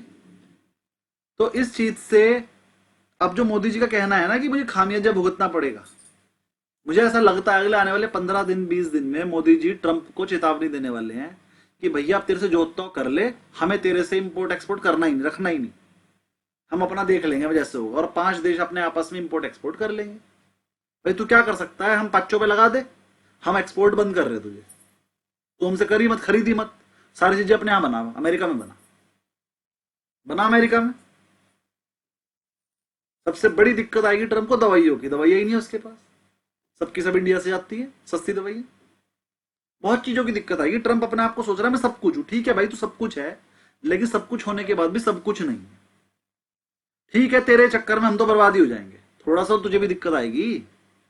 अल्टीमेटली तुझे हमारे पास आना पड़ेगा, तुझे हमें कीड़े मकोड़े समझना बंद करना पड़ेगा। हमारे बिना तेरा काम नहीं चलेगा, समझाने की कोशिश करी जा रही है, लेकिन समझाने के लिए हमें बहुत बड़ी कीमत देनी पड़ेगी। अभी तो सिर्फ 25% बढ़ाया तो यह हालत हो गई, अगर उन्हें कहीं 200% कर दिया तो क्या होगा? सारा एक्सपोर्ट ही बंद हो जाएगा। गया निफ्टी 20,000 जाएगी सर। निफ्टी 20,000 नहीं आएगी। हर चीज में ऐसा नहीं होता कि नेगेटिव ही दिखेगी। हम पागल नहीं है जो हम कह रहे हैं मोदी जी ऐसा करेंगे, क्योंकि 25% बढ़ने से भी तो एक्सपोर्ट बंद हो ही गया ना। तो चाहे 200 कर दे तब भी एक्सपोर्ट ही तो बंद हुआ, और क्या होगा? हमारी जीडी पे मैक्सिमम 1% का फर्क पड़ेगा अगर ट्रंप से हम एक्सपोर्ट बंद ही कर दे। हम अमेरिका को बहुत कुछ एक्सपोर्ट नहीं करते, अमेरिका को हम बहुत छोटी अमाउंट एक्सपोर्ट करते हैं। हम अमेरिका पे डिपेंडेंट है ही नहीं। अगर हम अपनी बात करें कुछ चीजों में है, लेकिन बहुत कम एक्सपोर्ट है हमारा अमेरिका को। हम छोटी कंट्रीज को एक्सपोर्ट करते हैं, पाकिस्तान को करते हैं, चाइना को करते हैं, इनको करते हैं, इनसे इंपोर्ट भी करते हैं, अमेरिका से नहीं करते हम। सूर्यवंशी जी करी बोलिए। सर जो वर्ल्ड के बड़े बड़े इकोनॉमिस्ट है उन्होंने बोला है कि 0.3 से 0.6% ही आएगा, उससे ज्यादा नहीं आएगा। अगर 25% बढ़ाया तो नहीं अभी 50% में सर। हाँ 25 बढ़ गया ना, 25 तो पहले से ही था। 25 बढ़ाने की वजह से आधे % का इफेक्ट आएगा जीडीपी। तो मैं तो कह रहा हूं बहुत माइनर सा है, लेकिन अगर वो 200% कर दे तो भी 1% का आएगा। मेरा कहना ये था कि अगर वो 200% कर दे हमारे पे ड्यूटी तो हमारी जीडीपी 1% से गिरेगी, लेकिन 1% जीडीपी गिरना बहुत बड़ी बात होती है हमारे जैसे देश के लिए। अरे अल्टीमेटली मैं बता रहा हूं, ट्रंप हारेगा इस बार। वो तो अपने मुंह से बोल चुका है वो मैं हारूंगा, है ना, अभी कुछ दिन पहले। ट्रंप इस बार हारेगा। अब उसे अपने जब हारने का डर ही नहीं है तो वो कुछ भी करेगा। वो तो पहले ही सोच के बैठा ना मुझे हारना है, तो जाते हुए कुछ भी कर सकता है। बस यही डर है सबको, अमेरिका वालों को भी और बाकी देशों को भी। क्या कर सकता है? कुछ नहीं, वो बेवकूफी करेगा, सरकार अपनी बीच में गिरवाएगा। तो इसमें मुकेश अंबानी का आज नाम आया था, उसकी वजह से वो क्या इशू है उसका? क्या है नाम? मुझे तो पता ही नहीं क्या नाम आया था, बताओ। तो वो पता नहीं, वो बोल रहे थे उसका एक्सपोर्ट की वजह से उसको भी दिक्कत हुई है, क्या पता क्या बोल रहा था कि उसके नुकसान बहुत होगा। देखो जो हमारा अंबानी भाई है, उसकी रिलायंस जो कंपनी है वो तेल बनाती है। तेल बना के और जो गैसेस बनाती है फिर वो एक्सपोर्ट ही तो करती है बाद में। तो वो एक्सपोर्ट पे उसे दिक्कत हो गई तो कोई बात नहीं, इंडिया में बेच लेगा। इंडिया में कौन सा तेल की कोई ज्यादा हो रखा तेल, यहाँ बेच लेगा। थोड़ी दिक्कत आई है भाई, बाहर थोड़ा रेट ज्यादा मिल जाता है, इंडिया में बेचने में थोड़ी रेगुलेशंस की दिक्कत है, कम रेट पे बेचना पड़ता है। इंडिया में तो रूल है ना, इससे ज्यादा बेच ही नहीं सकते। पेट्रोल तो सरकार के आपसे बिकता है ना, यहाँ इंडिया में बेचेगा तो कम रेट में बिकेगा, बाहर देशों में पूरे रेट पे बिकता है। तो वो पूरे रेट बाहर के देशों में बेचता था, एक्सपोर्ट करता था। ठीक है, अमेरिका को नहीं बेचेगा, चाइना को बेच लेगा, चाइना को नहीं बेचेगा किसी और को बेच लेगा। पाइपलाइन तो बिछाई लिया उनने, वो खरीदने के लिए भी और बेचने के लिए भी, वो हो जाएगा। चलिए जी, थोड़ा सा मुझे लगता नहीं अब कोई क्वेरी है किसी की प्रैक्टिकल चीज रिलेटेड, थोड़े से क्वेश्चन और कर लें। क्वेश्चन पे आ गए हम वापस। तो ये क्वेश्चन वहां से शुरू हुआ था कि सर पाकिस्तान की मार्केट बढ़ती जा रही है क्यों? जब किराएदार छोड़ने की बारी आती है तो वैल्यू बढ़ जाती है एसेट की, तो किराएदार जल्दी ही छोड़कर जाएगा। सारे देशों ने उस पर प्रेशर बना रखा है, और इसको कब्जा कौन करेगा? थोड़ा सा इंडिया करेगा और ज्यादा सा चाइना करेगा, ठीक है ना, और लीगली करेगा। जैसे ईस्ट इंडिया कंपनी इंडिया में आई थी ना और हम गुलाम बन गए थे, ऐसे अब चाइना पाकिस्तान में घुस रहा है। नाम पाकिस्तान ही रहेगा लेकिन वो गुलाम बन सकते हैं उनके। अब पहले स्वेलियन तो वैसे ही फिर वो आजाद देश के गुलाम। हाँ, पाकिस्तान गुलाम हो जाएगा उसका, चाइना का हो सकता है, हुक्म मेरे यार। है ना। हम तो सिर्फ अपनी अंदर की बातें बता रहे हैं, ऐसा हो जाए।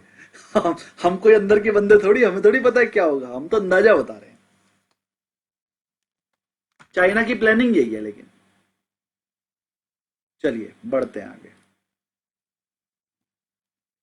अगला question, if you buy Nifty put option. चलिए पुट ऑप्शन पे आ गए, ध्यान से करना, पुट ऑप्शन वाले आप हमेशा गलत करते हैं। इफ यू बाय निफ्टी का पुट ऑप्शन बाय किया आपने 18,000 की स्ट्राइक का 120 रुपीज पे, और आपने उसे होल्ड रखा, होल्ड द अंडरलाइंग एसेट, और वो निफ्टी भी बाय कर लिया आपने, निफ्टी बाय कर ली 18,500, और साथ में पुट ऑप्शन बाय कर लिया 18,000 की पुट बाय कर ली 120 रुपये, यानी हेजिंग कर ली एक तरह से, इंश्योरेंस प्रीमियम दे दिया तो आपने। तो 18,500 की निफ्टी और 18,000 की पुट है। तो वो कह रहा है इस स्ट्रेटेजी को क्या बोलते हैं? बताओ जी राधा जी, क्या बोलते हैं?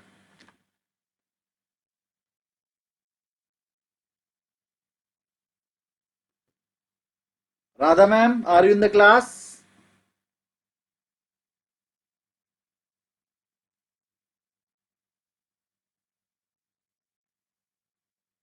है तो, लेकिन सुन नहीं रही है शायद। सर जी क्या बोलते हैं मैम इसे? नहीं, एक कॉल आ गया था सर। कोई बात नहीं, दोबारा बता देते हैं। आपने एक निफ्टी बाय की 18,500 पे, और उसकी पुट बेच दी 18,000 की, खरीद ली 120 की। तो ये वाली स्ट्रेटजी को क्या बोलते हैं? इसमें अंडरलाइंग एसेट के साथ उसकी पुट खरीद लेते हैं।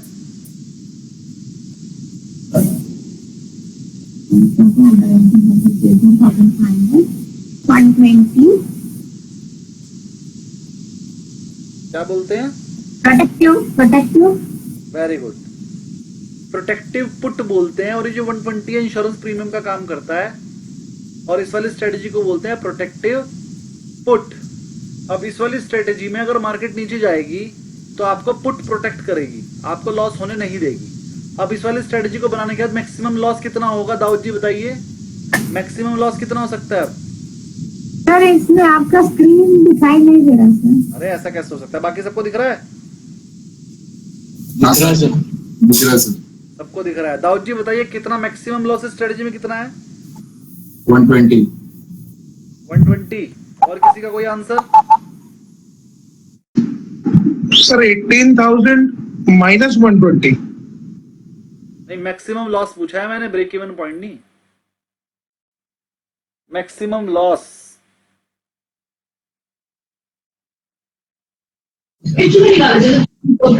जीरो हो गया सर।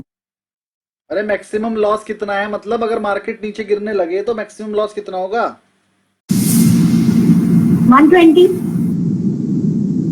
देखो अगर मार्केट तो लॉस क्यों होगा मार्केट नीचे गिरने लगी तो? क्यों निफ्टी खरीदनी रखी है आपने? हाँ but your put will save ना, Put भी तो buy प्रीमियम किया है। बढ़ता रहेगा। हाँ तो पुट सेव करेगी 18,000 के नीचे। 18,000 का लॉस हाँ। होगा तो 500 का लॉस हो सकता है। 18,500 माइनस 18,500 का लॉस तो वो हो सकता है और 120 का आपने प्रीमियम दिया। Yes. तो उसमें मैक्सिमम लॉस है 620 विदाउट जी। क्लियर?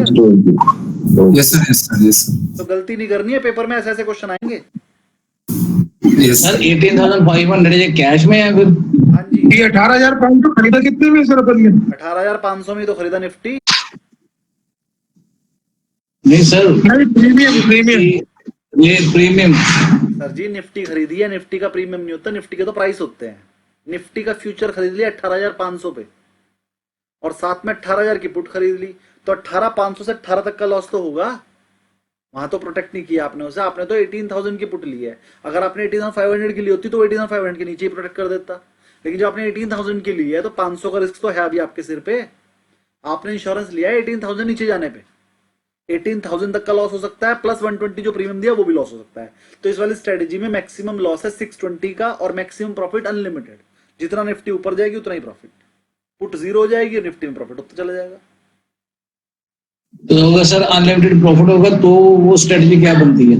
ये अनलिमिटेड प्रॉफिट वाली तो है। अगर मार्केट ऊपर जाएगी तो अनलिमिटेड प्रॉफिट है, नीचे जाएगी तो मैक्सिमम लॉस 620 है। सर निफ्टी वहां पे इंजन में बता दीजिए, मतलब कैश में कैसे है? मतलब मैं तो काल पुटी देखी इसकी।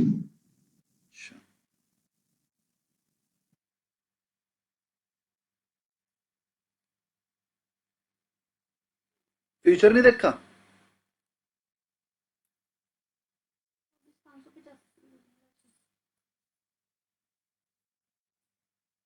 आपने कभी निफ्टी का और सब चीजों का फ्यूचर नहीं देखा क्या?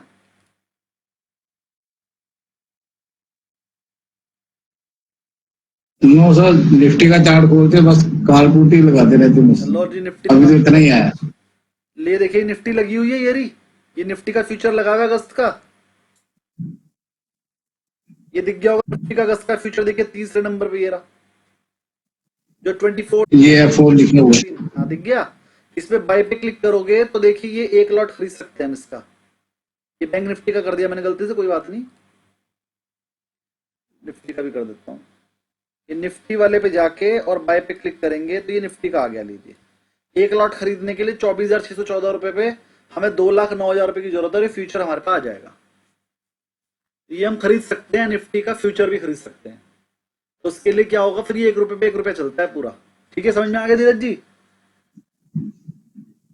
ये सर जब वो निफ्टी बढ़ेगी तो साथ में इसका उसके 1 रुपए के 102 रुपए के हिसाब से बढ़ेगा, जैसे टोटल चार्ज लिखे या 104 रुपए के हिसाब से? 104 की आएगी निफ्टी। अगर निफ्टी अच्छा FNO है। अगर निफ्टी 1 रुपया बढ़ेगी तो ये भी 1 ही रुपया बढ़ता है। देखो आज निफ्टी कितना बढ़ी, पहले मैं निफ्टी लगा देता हूं।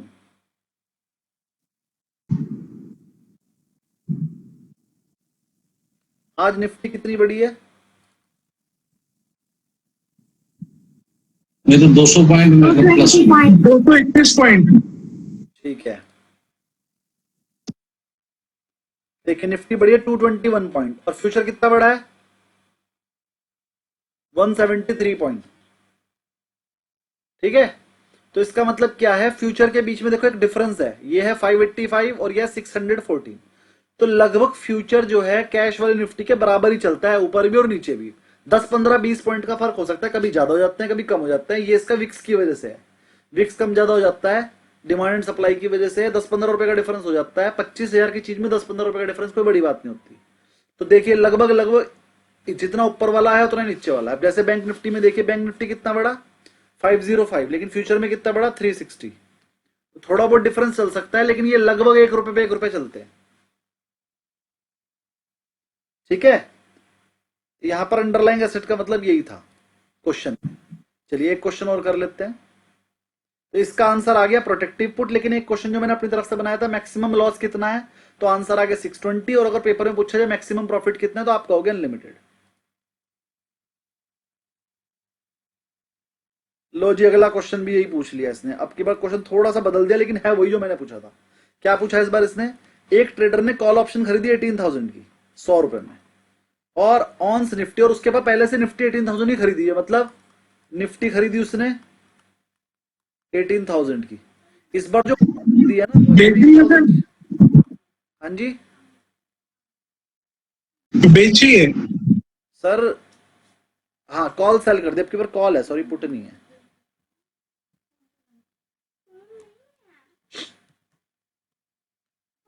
एक आपने Nifty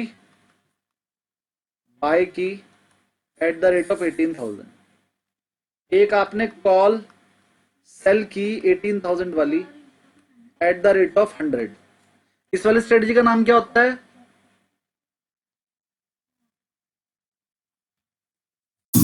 covered call. Danger. Covered call strategy. इसमें हम क्या करते हैं, जो फ्यूचर हमारे पास पहले से पड़ा है, जो होल्डिंग हमारे पास पहले से पड़ी है, उसकी कॉल बेच देते हैं। कॉल बेचने से क्या होता है कि जितना प्रीमियम हमें मिला उतने रुपए तक सेफ हो जाते हैं। मतलब अगर 18,000 की चीज थी हमारी, तो हम 100 रुपए कम 17,900 तक सेफ हो गए, क्योंकि 100 रुपए तो हमें मिल ही गए। लेकिन अब इसके वजह से अगर ये ऊपर गई तो हमें प्रॉफिट भी नहीं होगा। चलिए, तो अब अगर हमने ये वाली स्ट्रेटजी बना ली, तो ये पूछ, पहली बात तो इसका नाम क्या है, कवर्ड कॉल स्ट्रेटजी। अच्छा, अब ये बताओ इसमें मैक्सिमम लॉस कितना है,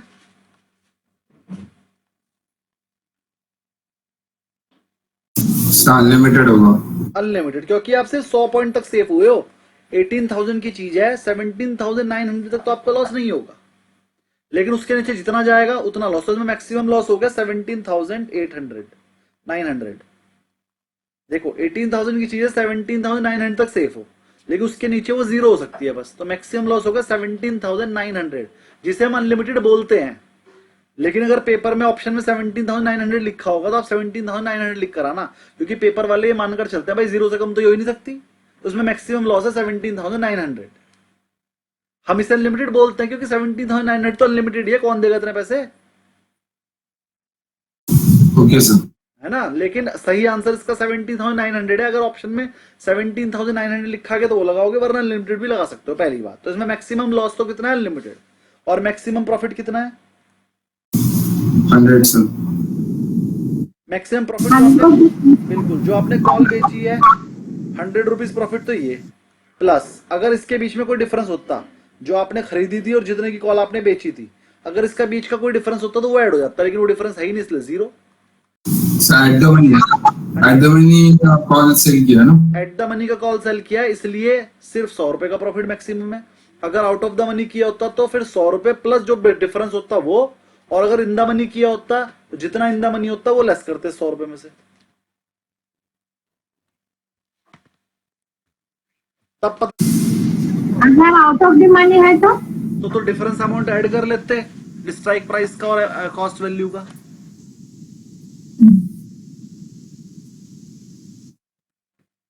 आपने 3 ऑप्शन बता रहा हूं मैं, आपने निफ्टी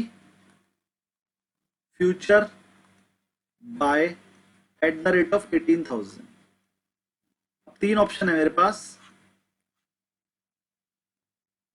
पहले ऑप्शन में आपने 18,000 की कॉल सेल करी एट द रेट ऑफ 100 रुपए।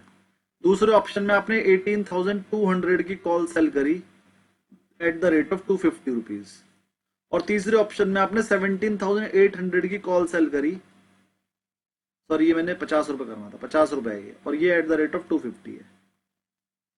3 ऑप्शन है। अब क्या हो रहा है इस वाले केस में, फर्स्ट वाले केस में आप सेफ कहां तक हो,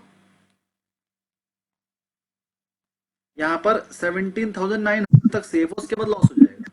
यहाँ पर 17,950 तक सेफ हो, उसके बाद लॉस हो जाएगा। और यहाँ पर 17,750 तक सेफ हो, उसके बाद लॉस हो जाएगा। मतलब जितना प्रीमियम आपको मिल गया उतने रुपए तक सेफ हो जाते हो आप। अच्छा, मैक्सिमम लॉस कितना है? यहाँ पर 17,900 का लॉस है मैक्सिमम, यहाँ पर 17,950 का लॉस है मैक्सिमम, यहाँ पर 17,750 का लॉस है मैक्सिमम, क्योंकि जितने पर आप सेव हो उसके बाद का सारा लॉस है।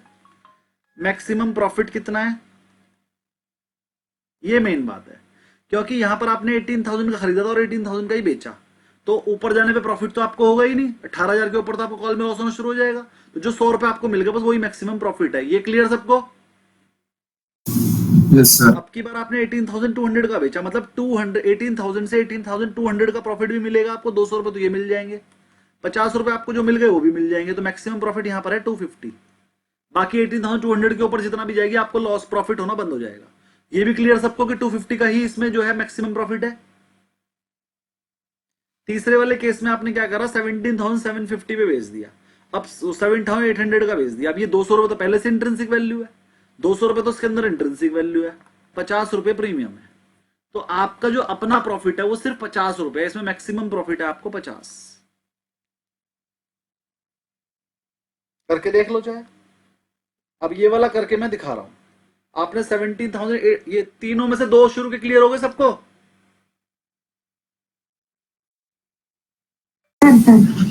तीसरा बता रहा हूं, थर्ड वाला। आपने एक निफ्टी बाय की एट द रेट ऑफ 18,000, आपने कॉल सेल कर दी एट द रेट ऑफ 250, और वो 17,800 की थी।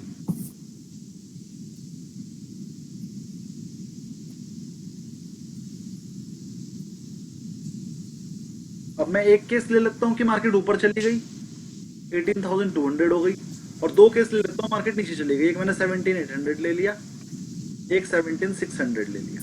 चलो एक और ले लो, 17,400 भी ले लेंगे। अब ये दोनों केस में क्या होगा वो बता रहा हूं।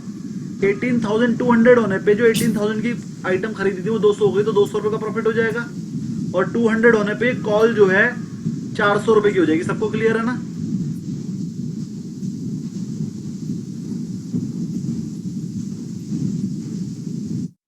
$150 का लॉस हो जाएगा, तो अल्टीमेटली 50 रुपए का ही प्रॉफिट होगा। सबको क्लियर है वाली बात?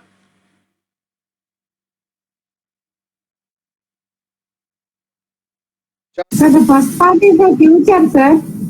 Nifty at the rate of 18,000, you are purchasing the future. 18,000 में आपने फ्यूचर ऐड किया है, और 18,200 होने पे आपको 200 रुपए का 200 रुपीज का प्रॉफिट हो गया। Yes, yes. जो कॉल थी 17,800 होने पे वो कितनी हो जाएगी डिफरेंस, 400 रुपए की। तो 400 की जो कॉल थी वो आपको खरीदनी पड़ेगी 400 रुपए, 250 की आपने सेल की थी, तो यहाँ पर आपको 150 का लॉस होगा। तो मैक्सिमम प्रॉफिट कितना है, 50 रुपीज, जो मैंने आपको भी थोड़ी देर पहले बताया था। चलो, अब ये चाहे 18,400 हो जाए चाहे 600, ऊपर जाते समय तो आपका प्रॉफिट 50 पर रिस्ट्रिक्ट रहेगा। दाऊद जी क्लियर? Yes sir. अब थोड़ा सा ही समझ लेते हैं सबके सब। देखिए इसमें क्या होगा, 17,800 होने पे आपको 200 रुपए का लॉस हो जाएगा फ्यूचर में, और 17,800 होने पे 250 की कॉल हो जाएगी आपकी जीरो, तो 250 का हो जाएगा प्रॉफिट। तो अल्टीमेटली आपका प्रॉफिट 50।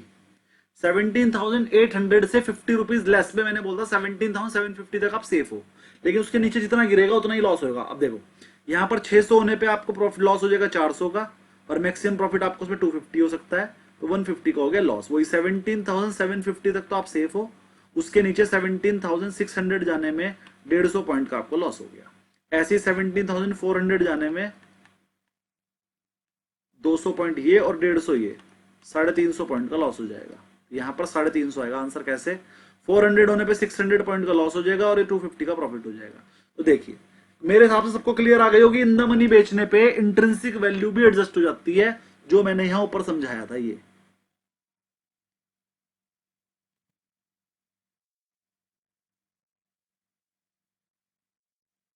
Sir, नीचे का स्क्रीनशॉट लीजिए। क्या कह रही है मैम?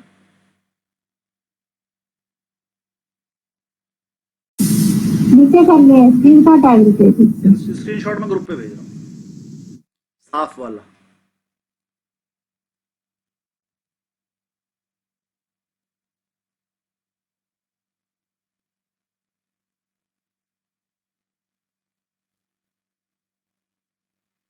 ये मैंने भेज दिया है। क्लियर सबको ये आंसर? अगर मैं आज क्वेश्चन नहीं कराता ना तो इतना अच्छा कंसेप्ट क्लियर नहीं होना था, इसलिए कराया आज। लेकिन अगर आप खुद से करके आते हो फिर मैं कराता तो कंसेप्ट और अच्छा क्लियर होता। चलिए और आगे बढ़ते हैं, एक दो क्वेश्चन थोड़े से।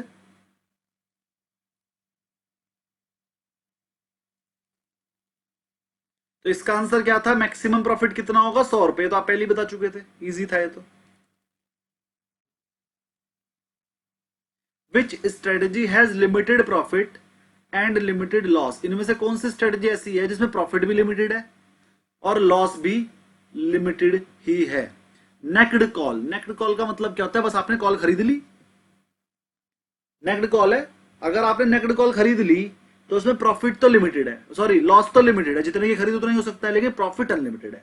ये पूछ रहा है दोनों चीज लिमिटेड होनी चाहिए, तो ए आंसर इसका नहीं है। क्लियर है यहां तक सबको? ए आंसर नहीं है। दूसरा, नेकेड कॉल बोले तो क्या है इसमें? मैम सिंपल कॉल खरीद ली, कोई स्ट्रेटजी बनाई नहीं। नेक्ड का मतलब कोई दिमाग नहीं लगाया, सिंपल एक कॉल या तो खरीद लिया, बेच दी, उसे नेक्ड बोलते हैं। कुछ किया ही नहीं उल्टा सीधा। चलिए सेकंड ऑप्शन है लॉन्ग स्ट्रेडल। लॉन्ग स्ट्रेडल का मतलब आपको पता है, एक कॉल खरीद ली, एक बाय खरीद ली, एक कॉल खरीद ली, एक पुट खरीद ली। इसमें लॉस तो लिमिटेड है, maximum of the premium paid, लेकिन प्रॉफिट अनलिमिटेड है। ये पूछ रहा था दोनों की दोनों चीज लिमिटेड होनी चाहिए, तो बी भी इसका आंसर नहीं है। अब हम आ गए सी पे, bull call spread. Bull call spread क्या होता है? हमने एट द मनी की कॉल खरीदी,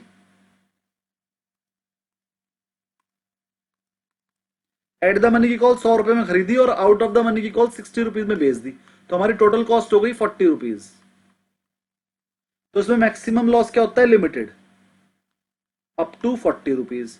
और मैक्सिमम प्रॉफिट क्या होता है? आपने थोड़ी देर पहले ही बताया था, जो दोनों के बीच का डिफरेंस होता है। मान लो ये 18,000 की स्ट्राइक प्राइस थी और ये 18,200 की है, तो मैक्सिमम प्रॉफिट होता है 200 माइनस कॉस्ट 40, 160। तो इसमें लिमिटेड ही प्रॉफिट होता है और लिमिटेड ही लॉस होता है। तो इसका आंसर हो गया बुल कॉल स्प्रेड। किसको समझ में नहीं आया वो बोलिए। सबको क्लियर? एटीएम की कॉल बाय की और ओटीएम की सेल की है। हाँ जी। तो इस केस में जो डिफरेंस अमाउंट होती है माइनस कॉस्ट, वो आपका मैक्सिमम प्रॉफिट होता है, और मैक्सिमम लॉस तो जो आपकी कॉस्ट लग गई वो हो सकता है, उससे ज्यादा लॉस हो ही नहीं सकता। इसको निफ्टी में कैसे बाय करेंगे सर, एक बार जाके बताइए ना। बताया तो है सर, 18,000 की बाय करो, 18,000 की 200 की सेल कर दो। ऐसे ही जो इस टाइम निफ्टी चल रही है आपकी, जो 24,600 चल रही है, 24,600 की बाय कर लो, 24,800 की सेल कर दो। डिफरेंस 50-60 रुपए ही आएगा। तो 50-60 इंटू 75, बिल्कुल, लगभग 4,200 रुपए, 4,200 का मैक्सिमम लॉस हो सकता है और 15,000 का मैक्सिमम प्रॉफिट हो सकता है। अगर मार्केट भागनी शुरू हुई तो आपको 15,000 का मैक्सिमम प्रॉफिट हो जाएगा, लेकिन अगर मार्केट साइडवेज रह गई या गिर गई तो आपका मैक्सिमम लॉस 56-5700 रुपए जो भी बनकर आया वही होगा। सबको क्लियर? ये कॉल ये बुल कॉल तो पहले ही बता चुके हम। इसको भी एक्सपेरिमेंट करो। क्या कह रहे हैं धीरज जी? मैंने कहा सर इसका भी एक्सपेरिमेंट करते हैं, एटीएम की कॉल बाय करते हैं और ओटीएम की सेल करते हैं। तो 4-5 दिन पहले पढ़ा था तब क्यों नहीं किया था? आज समझ में आया क्या? आज समझ में आया सर। अरे ट्यूबलाइट हो गया फिर तो। पहली स्ट्रेटजी यही पढ़ाई थी चैप्टर खोलते ही साथ। कवर्ड कॉल, प्रोटेक्टिव पुट और बुल कॉल स्प्रेड, 3 स्ट्रेटजी शुरू में यही पढ़ाई थी पहले दिन। सर मेरे को भी सूर्यवंशी की तरह ना वही समझ आई है, 500 ऊपर 500 नीचे। ठीक है, जो अच्छे से समझ में आ गई, लेकिन जो बाकी है वो भी तो समझ लो धीरे धीरे। समझनी तो सारी बहुत समझी। और एक वो आपकी स्ट्रेटजी बनाई थी 3% इसके वाली ऊपर एक्सपायरी पे, एक्सपायरी पे। 3 लॉट कॉल के 3 लॉट पुट के बाय किए, वो भी अच्छी निकली। और उसके नीचे जाने पे भी प्रॉफिट हुआ और ऊपर जाने पे भी प्रॉफिट हुआ। ब्लास्ट होना चाहिए, चाहे किधर भी हो जाए। अगर ब्लास्ट नहीं होता तो फंस जाते आप। उस दिन नीचे भी ब्लास्ट हो गया और ऊपर भी। और मैंने पता उस दिन क्या किया, जब नीचे गई तो जिसमें प्रॉफिट आ रहा था, जिसमें लॉस आ रहा था वो रख ली थी। थोड़ी देर में ऊपर आ गई तो इसमें लॉस आ रहा था, वो भी प्रॉफिट में आ गई, डबल प्रॉफिट हुआ मुझे उस दिन। ये चीज सर मैंने भी सोची थी, मैंने कहा अगर मैं नीचे कर लेता कवर तो वो मेरा प्रॉफिट कवर हो जाता। देखो मैंने क्या करा, जब मेरी नीचे आई तो प्रॉफिट आया बड़ा, तो मैंने आपको बोला दोनों तरफ एग्जिट कर जाओ। दोनों तरफ एग्जिट करने में एक तरफ की तो बची 5 रुपए की थी, मैंने कैसे जीरो होने दो, इसे नहीं एग्जिट करूंगा। तो मैंने जो प्रॉफिट वाली थी वो एग्जिट कर ली, प्रॉफिट ले लिया। जो बची 5 रुपए की उसमें क्या लॉस हो सकता है, 5 रुपए और हो जाएंगे। मैंने उसे एग्जिट नहीं किया, मैं भूल गया उसके बारे में। थोड़ी देर में आके देखा कि अरे ये प्रॉफिट में आ गई, चलो इसे भी एग्जिट कर। तो उस दिन मैंने दोनों तरफ प्रॉफिट लिया था, एक ही लॉट लिया था मैंने, और दोनों तरफ के मिला के मुझे 7,000 बच गए थे। ये बात सर ये 500 पॉइंट ऊपर 500 पॉइंट नीचे वाले जो दोनों अपन बेचते हैं, इसको और रिफाइन कैसे कर सकते हैं सर? और रिफाइन करने के लिए 700 दूर हो जाओ, तो उससे प्रॉफिट और कम होगा। प्रॉफिट कम हो जाएगा, रिस्क भी तो कम हो जाएगा, रिफाइन हो जाएगी।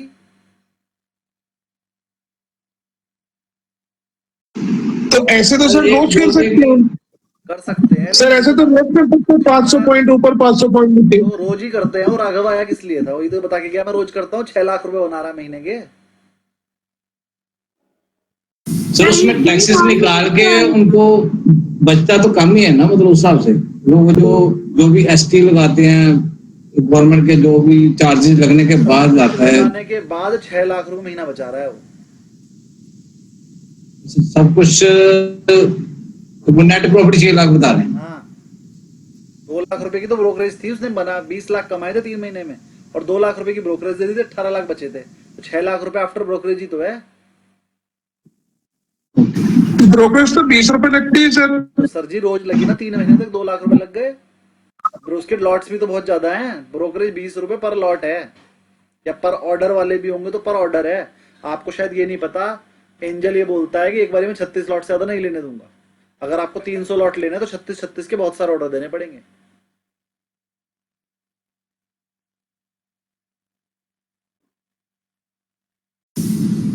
चलिए आगे बढ़ते हैं।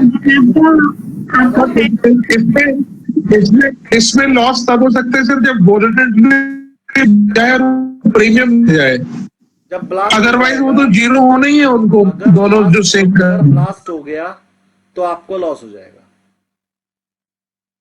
वो ब्लास्ट कितने पॉइंट का, 500 पॉइंट। 500 पॉइंट अगर मार्केट गिर या बढ़ गई तो आप लॉस में आ जाओगे।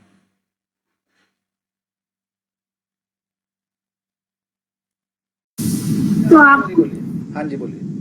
तो आपका फ्रेंड 600 पॉइंट लेते हैं क्या सर? ऊपर 600 पॉइंट, नीचे 600 पॉइंट। 1000 पॉइंट लेता है, वाओ 1000 पॉइंट। लेकिन 2 करोड़ लगा के सिर्फ 6 लाख बचा रहा है महीने के।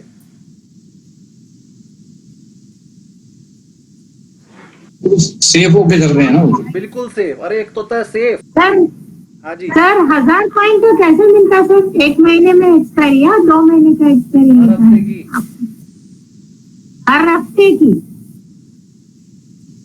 सर जैसे मान लिया एक्सपायरी मंथली हो जाती तो क्या करेंगे? अगर एक्सपायरी मंथली हो जाएगी तो फिर ये क्या करेंगे, क्या स्ट्रेटेजी रहेगी? 1000 पॉइंट पे ही रहेंगे, प्रीमियम तो 1 महीने का मिलेगा फिर। नहीं अभी तो जैसे वीकली है ना, ये वीकली कवर कर लेते हैं। वीकली पे 5-5 रुपए प्रीमियम मिला तो 4 बार मिल गया 20 रुपए। मंथली पे एक साथ 18 रुपए मिल जाएगा।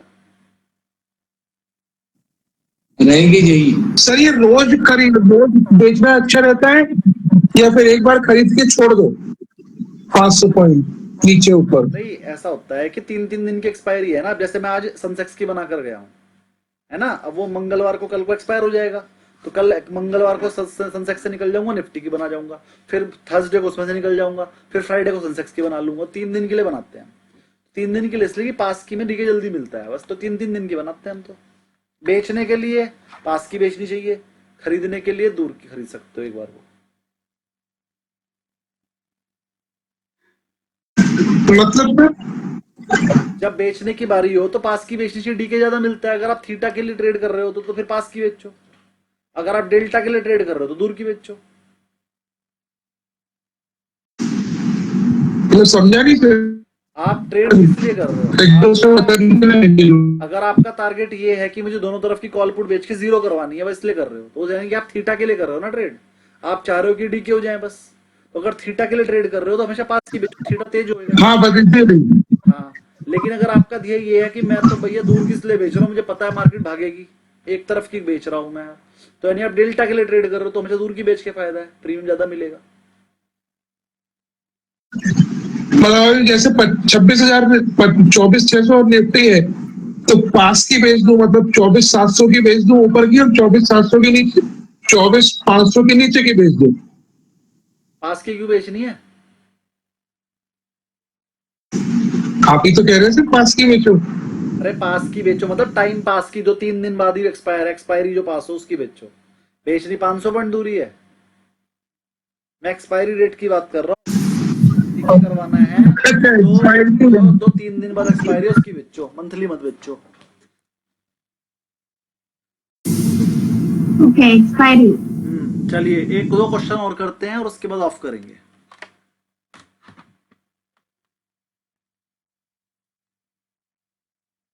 ये मिड कैप स्मॉल कैप में भी एक्सपायरी होती है सर? हाँ जी होती है, मंथली होती सर एक बार एंजल में दिखाएंगे सर, 1000 पॉइंट का कैसे होता है, कितना होता है? 5 रुपए होता है सर, 4 रुपया। है। दिखा देता हूँ मैं, निफ्टी का दिखा रहा हूँ मैं, एक बार 1000 पॉइंट का बनाओ सर। बता रहा हूँ जी।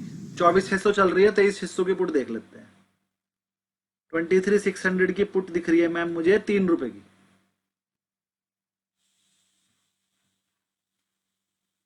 ठीक है मैम राधा जी? हाँ ठीक है सर, 3 रुपए। 3 रुपए की कॉल और 3 रुपए की पुट मिलेगी आपको। 3 रुपए की कॉल और 3 रुपए की पुट का मतलब हो गया 6 रुपए। तो कॉल 3 रुपए की कहाँ है, वो तो ज्यादा है। चलो हम एग्जाम्पल ले लेते हैं कि 6 रुपए मिल गए, इंटू 75 कितने हो गए? 450 रुपए। 450 रुपए मिलेंगे 3 दिन में आपको, क्योंकि निफ्टी की एक्सपायरी अब 3 दिन बाद है। मंगल बुध बृहस्पति 3 दिन है, 3 दिन में आपने 450 कमाने के लिए कितने पैसे दिए? सेल 1,50,000 180 मान लो, 1,80,000 लगाओगे तो 450 3 दिन में कमा रहे हो, यानी कि 150 पर डे। अगर 20 ट्रेडिंग सेशन भी मान लें इंटू 150 तो आपने महीने में कमा लिए 3,000। 1,80,000 लगा के 3,000 कमा लिए, तो लगभग ये बन गया 3,000 इंटू 100 डिवाइड बाई 1,80,000। 4 जीरो से 4 जीरो गई, 3 6 18, 1.5% से कुछ ज्यादा, 1.6% हो गया मंथली। अगर आप बेच रहे हो तो लगभग 1.6% पर मंथ आप कमा सकते हो। वो 1,000 की जगह 800 पॉइंट कर लोगे तो 2% हो जाएगा। 500 कर लोगे तो मजा ही आ जाएगा। 500 तो बहुत रिस्की है, लेकिन मैंने आपको बता दिया 500 पे आपको इसीलिए मजा आ रहा है क्योंकि वो रिस्की पोजीशन है। जिस दिन 500 1000 पॉइंट मार के भाग जाएगी ना तो आपको पता लगेगा कि 1 लाख रुपए घुस जाते हैं।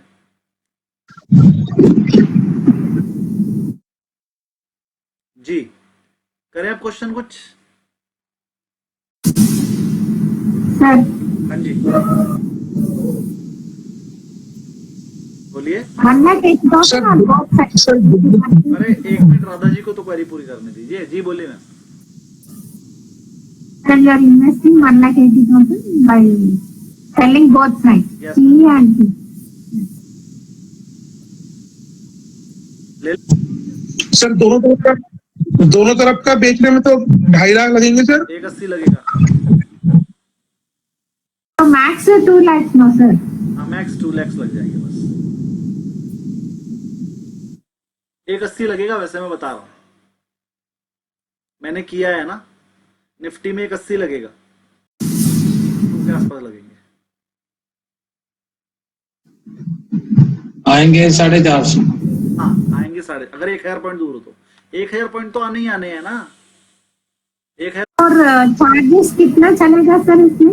चार्जेस निकाल 50 रुपए खरीदने के, 50 रुपए बेचने के।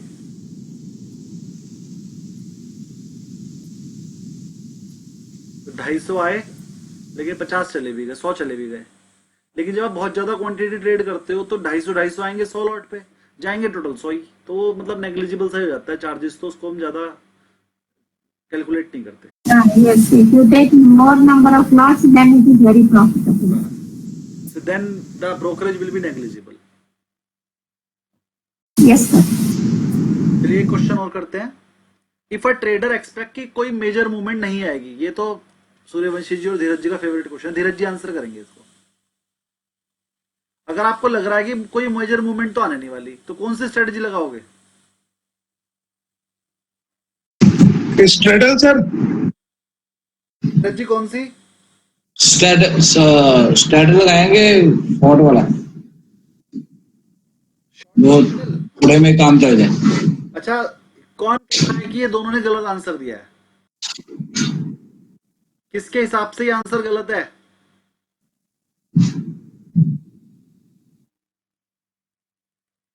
शॉर्ट स्ट्रेडर लगा देंगे, ठीक है। अगर आपको लग रहा है कोई मूवमेंट नहीं आएगी तो शॉर्ट स्ट्रेडर भी लगा सकते हैं, मतलब एट द मनी की कॉल और पुट बेच देंगे, और शॉर्ट स्ट्रैंगल भी लगा सकते हैं, जो ब्लास्ट जिसे हम बोलते हैं ब्लास्ट का उल्टा, तो ये आउट ऑफ द मनी बेच देंगे, साइडवेज स्ट्रेटजी।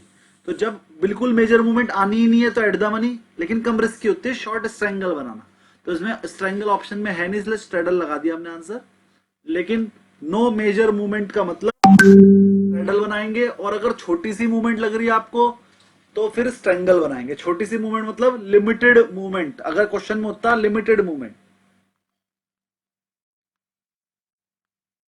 तो फिर आप स्ट्रैंगल बनाते, मतलब 500 पॉइंट ऊपर 500 पॉइंट नीचे की भेज देते, अगर आपको लग रहा है बस 500 पॉइंट का ही फ्लक्चुएशन आएगा। क्लियर सबको? 9th क्वेश्चन, एक ट्रेडर ने 18,000 की कॉल और 17,800 की पुट दोनों बाय कर ली, इस स्ट्रेटजी का नाम क्या है? उसने क्या करा, एक कॉल बाय कर ली, एक पुट भी बाय कर ली, इस स्ट्रेटजी का नाम क्या है? ट्रायंगल। Triangle, fast strategy. अगर अलग अलग स्ट्राइक प्राइस खरीदते हैं तो स्ट्रैंगल बोलते हैं, अगर एक जैसे स्ट्राइक प्राइस खरीदते हैं तो स्ट्रेडल बोलते हैं। ऊपर जब खरीदे थे तो दोनों 18,000 की थे तो उसे स्ट्रेडल बोलेंगे, अगर अलग अलग स्ट्राइक प्राइस है तो ये स्ट्रैंगल हो जाएगा। क्लियर? पहले ही दिन पढ़ाया था।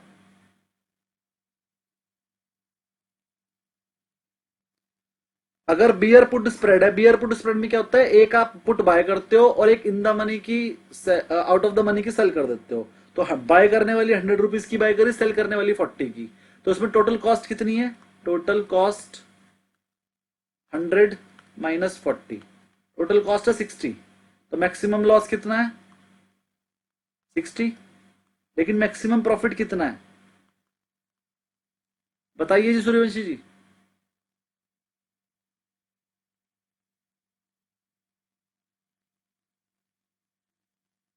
धीरज जी आप बताइए।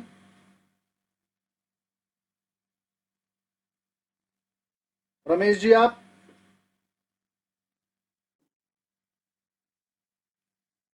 राधा जी आप? 100 रुपए का sir. 60 only. Maximum profit 100 sir. Maximum profit होगा, दोनों का डिफरेंस 18,000 और 17,800 का डिफरेंस वो है 200 रुपए, और 60 इसमें से आप दे चुके हो, तो 140 का मैक्सिमम प्रॉफिट है। पेपर में क्या होगा? दाऊद जी क्लियर?